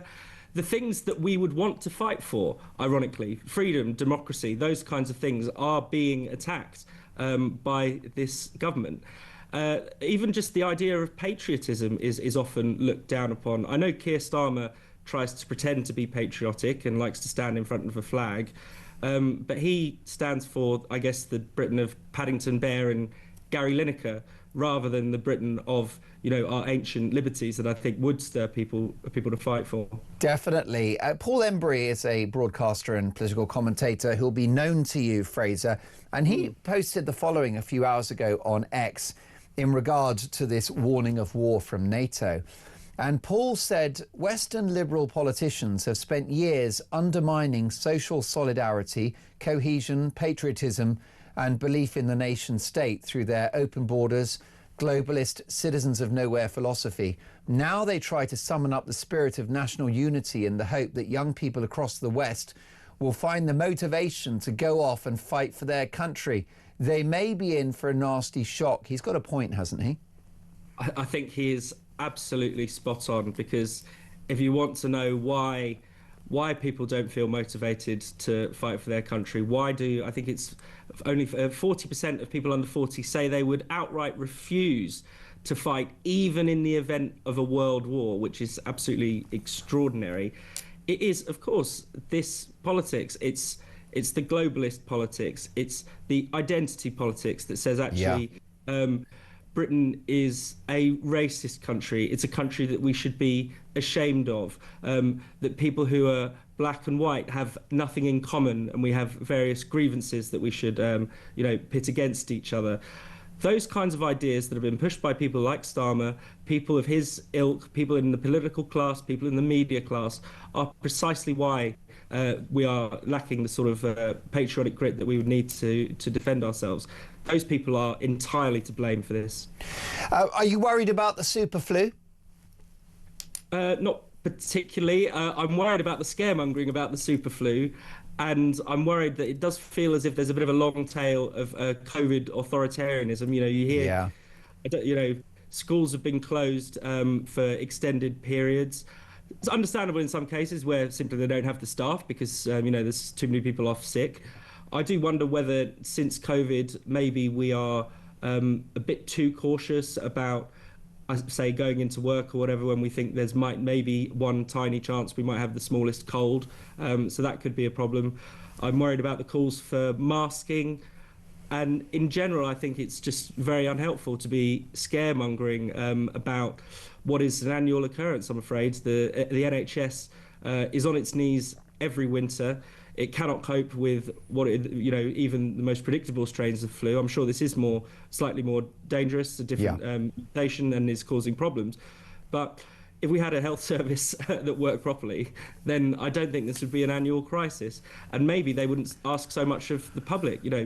How about, here's an idea for you, Mark. How about a health service that works for us, rather than us having to change our lifestyles in order, like putting on masks or staying at home or whatever it might be, in order to serve the health service? I don't know. It's a novel thing, but I don't know. It might catch on. It's crazy. No, I think the flu will catch on more quickly than madness like that. You'll get cancelled for that kind of common sense, Fraser. Let me tell you that one of the very finest podcasts out there, which covers politics and culture, is the Spiked podcast. Wherever you get your podcast, just search Spiked, and Spiked Online is an outstanding online magazine. Spiked-online.com. Fraser, thank you so much, and we'll see you very soon. Fraser Myers is their deputy editor. Would you fight for Starmer's Britain? More calls next.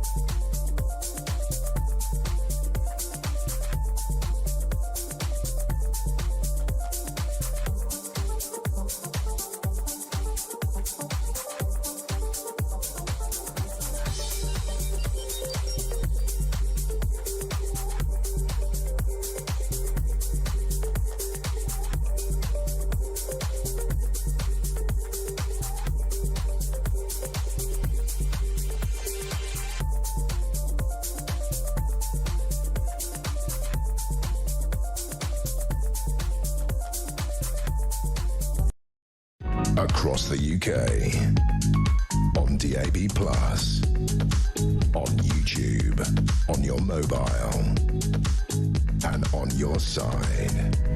This is Talk.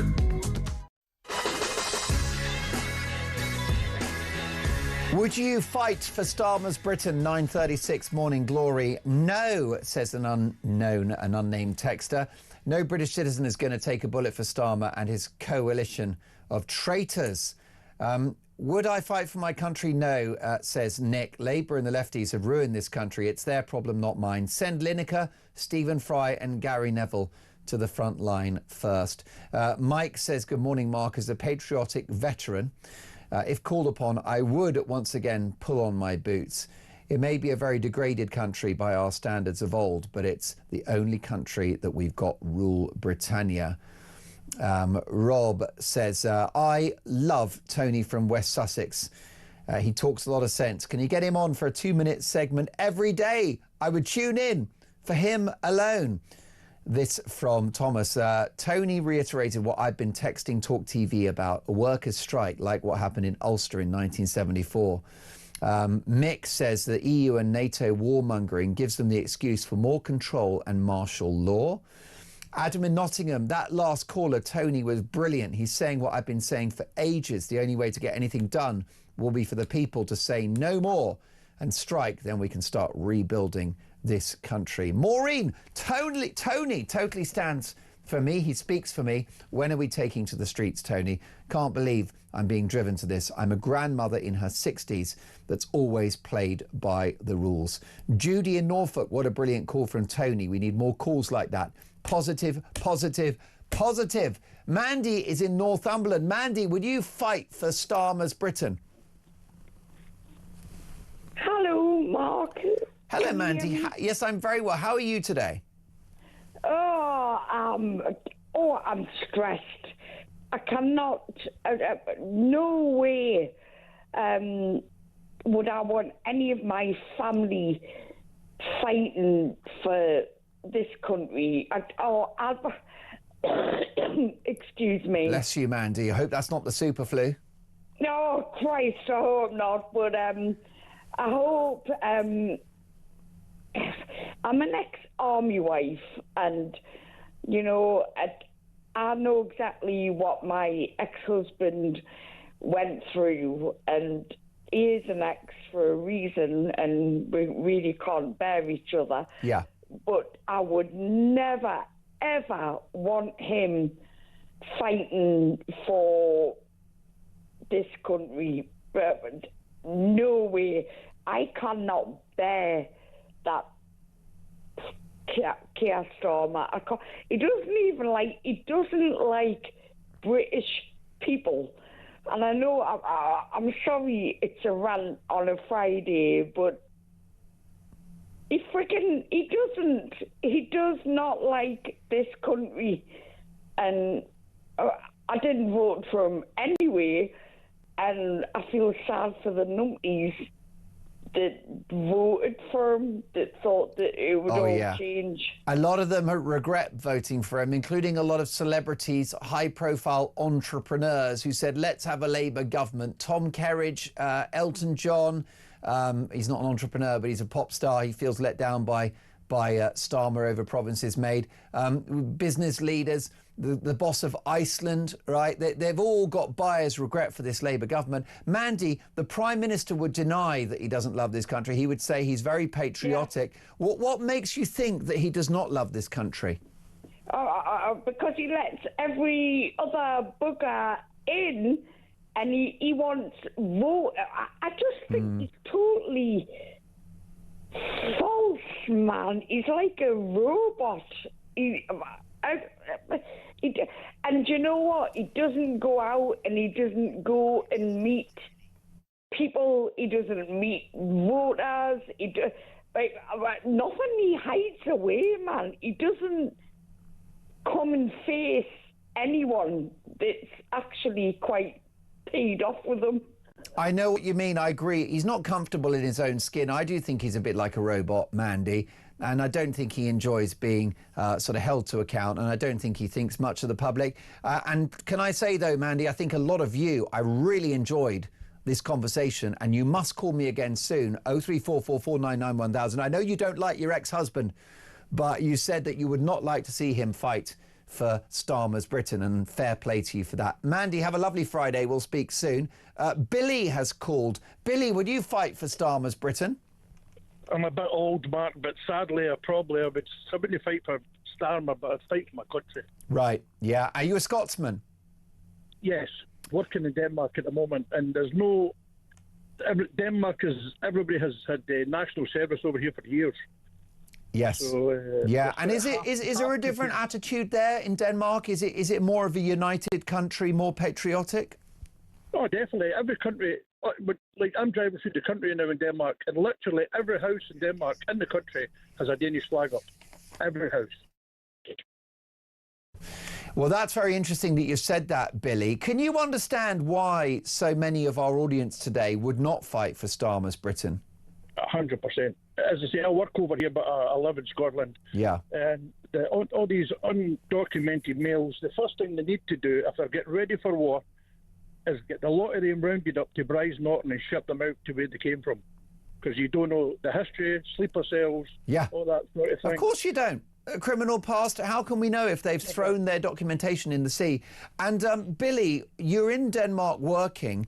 Denmark have got on top of illegal immigration, haven't they? And they've even brought legal net migration down as well. Yeah.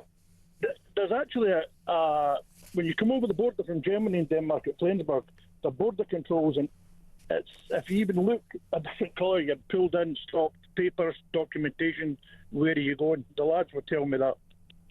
Yeah, and that's exactly how it should be. Billy, I wish you well. What do you do in Denmark? What do you work at?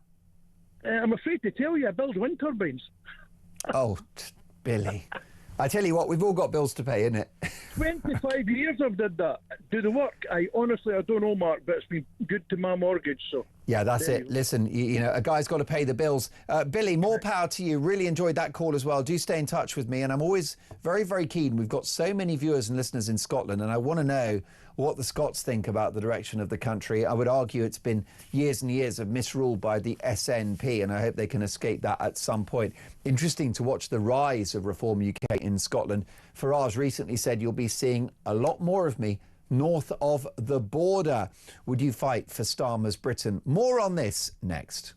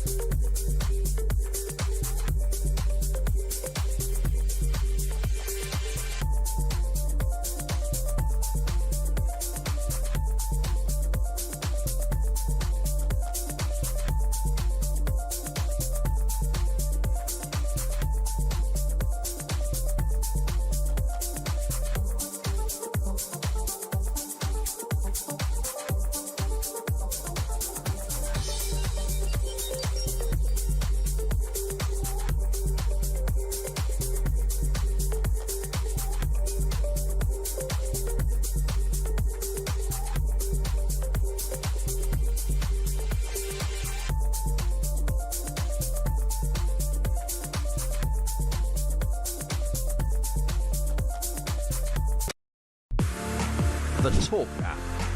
You can watch, catch up and listen to all your favourite shows and podcasts anytime, anywhere, all on the Talk app. Watching and listening to Talk just got easier.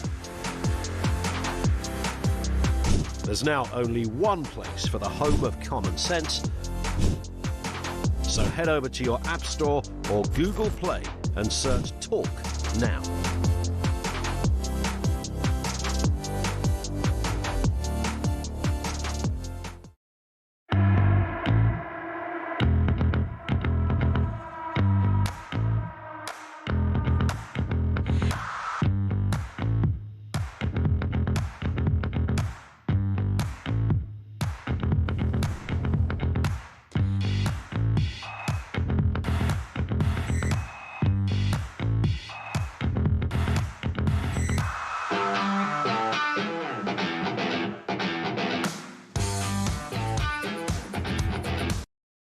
Across the UK, on DAB+, on YouTube, on your mobile, and on your side. This is Talk. Top of the morning, it is 9:47 and you are listening to Morning Glory. Mark Dolan with you until 10 a.m. I think Peter Cardwell is up next, which I'm looking forward to. Is it Peter next? Yes, it is. Brilliant. Looking forward to that. I will be back at 6 a.m. tomorrow and Sunday. Looking forward to that with big opinions, big guests, and as always, Dolan's Dispatch. Thanks for your calls and messages this morning. Are you ready to fight for this country if we take up arms? Stephen in London, well, how about this? Even Starmer's supporters and the rest of the left would not fight for him now. This from another unnamed texter. All these middle-class buffoons getting ready for war. The working class would fight. No one cares about Ukraine. Stephen is in Manchester. Morning, Stephen. Good morning. Would you fight for Starmer's Britain? Right. The question is, what's left to fight for? If you're living in many inner city areas, there's nothing meaningfully left. I passed a fairly large primary school here in Manchester the other day. There wasn't one child of English provenance. Wow. All the parents were talking alien tongue as they picked them up. This isn't an indication of whether they're good, bad or indifferent people. No. But there's no meaningful cultural connection, not ethnically, not linguistically.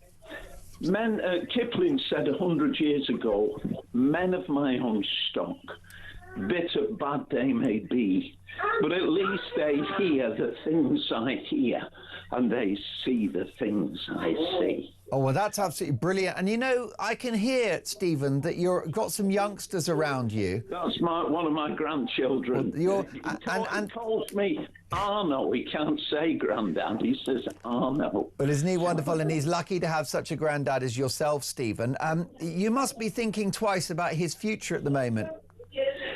Well, I fear for Great Britain. Yeah. And, you know, its direction of travel. I think demography is a key or core of cultural direction. Yes. And as you change the demography, and particularly with people of very uncertain provenance, with very different mindsets and culture and tongue, you know that you're sailing into a very confused future.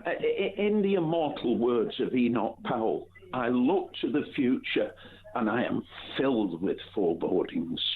Powerful call. Stephen, all the best to you and to your grandchild. Thank you for that. You speak for many. I've got another Stephen who's in Worthing. And Stephen, I understand that you're in the forces yourself, sir. No, I used to be. I'm a former Royal Marine. Oh, well, first of all, can I salute you and thank you for your service to this country and for your bravery? Thank you very much. I just wanted to say, as a former Royal Marine, my son also wishes to join the Corps. But would I fight for this country and Starmer's? It's not Starmer, it's this country I'd fight for. My son, I would fight alongside him. Yeah. As long as Starmer's son fought alongside with us. Yeah. Which, of course, it is doubtful that would happen. Well, there you go, you see. History shows that it's always the politicians that keep their sons and daughters safe, whilst the working class man goes to war. Of course it is. And it's interesting, isn't it, how we've had the sort of demonisation of young white men in the last couple of decades, Stephen, and yet it's those who'll be called up should we go to war. And it's us that will have to go to war to keep this country as it has been. This government is temporary, and this country's been here for thousands of years. Yeah. What do you think, Stephen, of some of my audience who feel that there's no point being patriotic or, you know, fighting for this country when thousands of men a week land on our shores with impunity? Well, there's a phrase in the Corps that says, never quit. Now, if you give up, we give it away. So, so you still have to fight the fight. Of course. Otherwise, if we give in, they've won. Do you agree with Paul? Have a listen to this, right? Paul Embry, Stephen. He's a journalist and broadcaster, and he said Western liberal politicians have spent years undermining social solidarity, cohesion, patriotism and belief in the nation state through their open borders, globalist, citizens of nowhere philosophy. Now they try to summon up the spirit of national unity in the hope that young people across the West will find the motivation to go off and fight for their country. They may be in for a nasty shock. What do you think about that? Well, I agree with practically everything you said, but I don't think they would be in for a shock, because when push comes to shove, I truly believe that the Brit will stand up and say, look, we've got to fight for it. But only when push comes to shove. You can talk to people in the street and they say, oh, no, I wouldn't fight this, I wouldn't fight that. But I think they would. As someone that has served in the forces, what are your feelings about the future of this country? Is there any grounds for optimism? Can we get our country back? Only if dear Mr. Nigel gets in. And what makes you say that, Stephen? Why do you think Nigel is the answer? He speaks for the majority of us, and it is common sense. Stephen, I can hear the seagulls in the background. What's the weather like in Worthing this morning? Overcast and damp. But I've just got back from Saudi Arabia, and I'm loving it. Because out there, all you get is sun, and more sun. There you go. And I'm loving it. a coherent society where law and order is respected. Stephen, thank you so much for your call. My best wishes to your son as well for a bright future. I'm sure he'll do well if he's anything like his old man. A quick voice note from Jordan. Last voice note of the day. Would you fight for Starmer's Britain? I've actually recently just applied to join the Army Reserves. Would I fight for Starmer's Britain? I don't really think it is fighting for Starmer. I think it's fighting for the country that you believe in and the country that I believe in, rather than fighting for one person in particular. I don't agree with the Labour Party politics or a lot of the politics on the left side of government. However, for me, it's a lot deeper than just fighting for Starmer. It's about fighting for, what I believe in and, what my beliefs are as a person. Thank you, Jordan. I've heard that from a good number of you today, that yes, you're not happy with the direction of the country, but this country is still worth fighting for. And I'll be doing that on the airwaves. And I will say that it takes some courage for someone to actually take up arms against the enemy, but more power to you in your instinct to do just that. Thank you, Jordan. Thanks for all of the callers and texts and tweeters and everything else. It's been such a busy 4 hours. Before we go, Donna Jones is the mayoral candidate for Hampshire. She'd like to have elections next year. They've been cancelled by Labour, delayed until 2028. She's petitioning against that now, and she joins me on the line. Good morning, Donna. Morning. What is the reasoning for the cancellation of these mayoral elections in Hampshire? Well, do you know what? We just don't really know. They originally said it's because the councils in Hampshire and the Isle of Wight were not prepared for the inaugural election, the first ever election for a mayor, an Andy Burnham, Andy Street type mayor in Hampshire and the Isle of Wight. And that's just not true. The councils are already here. They met with the minister yesterday. They made it very clear to her that they're ready. They've also cancelled the mayoral elections in Sussex and in Essex and also in Norfolk and Suffolk, which were due, those two counties were due to elect one new mayor to cover the two counties. And the only plausible thing that we are all now deducing from this is that Labour are running scared from elections again. So today, as you've just said, I've launched the defendingdemocracy.uk petition. This is to ask people to sign up, to send a clear message to the government that cancelling elections is not only unconstitutional, it is actually a breach of our rights as citizens of this country. People have a right to have their say, particularly people in my patch in Hampshire and the Isle of Wight. I'm the current serving Police and Crime Commissioner. I already represent these 2.2 million people. I've done a good job as Police and Crime Commissioner of opening police stations, recruiting 815 police officers, of bringing knife crime down by 23%. And now I'm saying, look, let us have our voice on having our first mayor. Is this idea that boundaries have changed and it's going to take a while for the system to be up and running and ready, is that in any way convincing? Well, I mean, no, it's not. And we are also having local government reorganisation across those 4 proposed mayoral areas I just mentioned. And that is due the inaugural elections for those new council areas. They're scrapping 14 councils in my area. We're probably going to end up with 4 or 5 councils. And those elections are happening in May 27. Now, as I say, the mayoral election was due to take place in May 26, with the new councils then taking place, as I say, May 27. But what they've actually done is push the mayoral election back to May 2028. The mayors would be the only people up for election on that day. That will increase the cost of the public purse. We estimate about £4 million across all of the mayoral areas. It's completely bonkers. Civil servants are saying they had no idea that the ministers were making this decision last week in this announcement. So quite frankly, this feels to me like a Labour government in chaos, which is why I'm saying please go to defendingdemocracy.uk and sign up to the petition to send a clear message to the government that we cannot be stifled. We must have our democratic say. Yes, because I understand that you are a Conservative. Reform figures have complained about this as well. This looks like it could be a bit of a left versus right issue. Yes, absolutely. I think the Reform Party, as you quite rightly say, feeling as frustrated as we are. I'm sure the Liberal Democrats are too. It's interesting that the Labour politicians in my patch are not protesting at all about this. But what all of the councils here have said, they've written to the government and said, we are ready. You've said one of the reasons you're delaying our elections is because the councils here are not ready. That is just not true. You didn't even ask us before you made the decision. And what's really interesting is that the previous devolution minister, Jim McMahon, who was actually, to his credit, a good minister, previously been a council leader, he stood up in the House of Commons last Thursday when the new devolution minister made this announcement and said, these councils have done everything we asked them to as a Labour government. You've taken away the ability, you've broken the contract we had with them.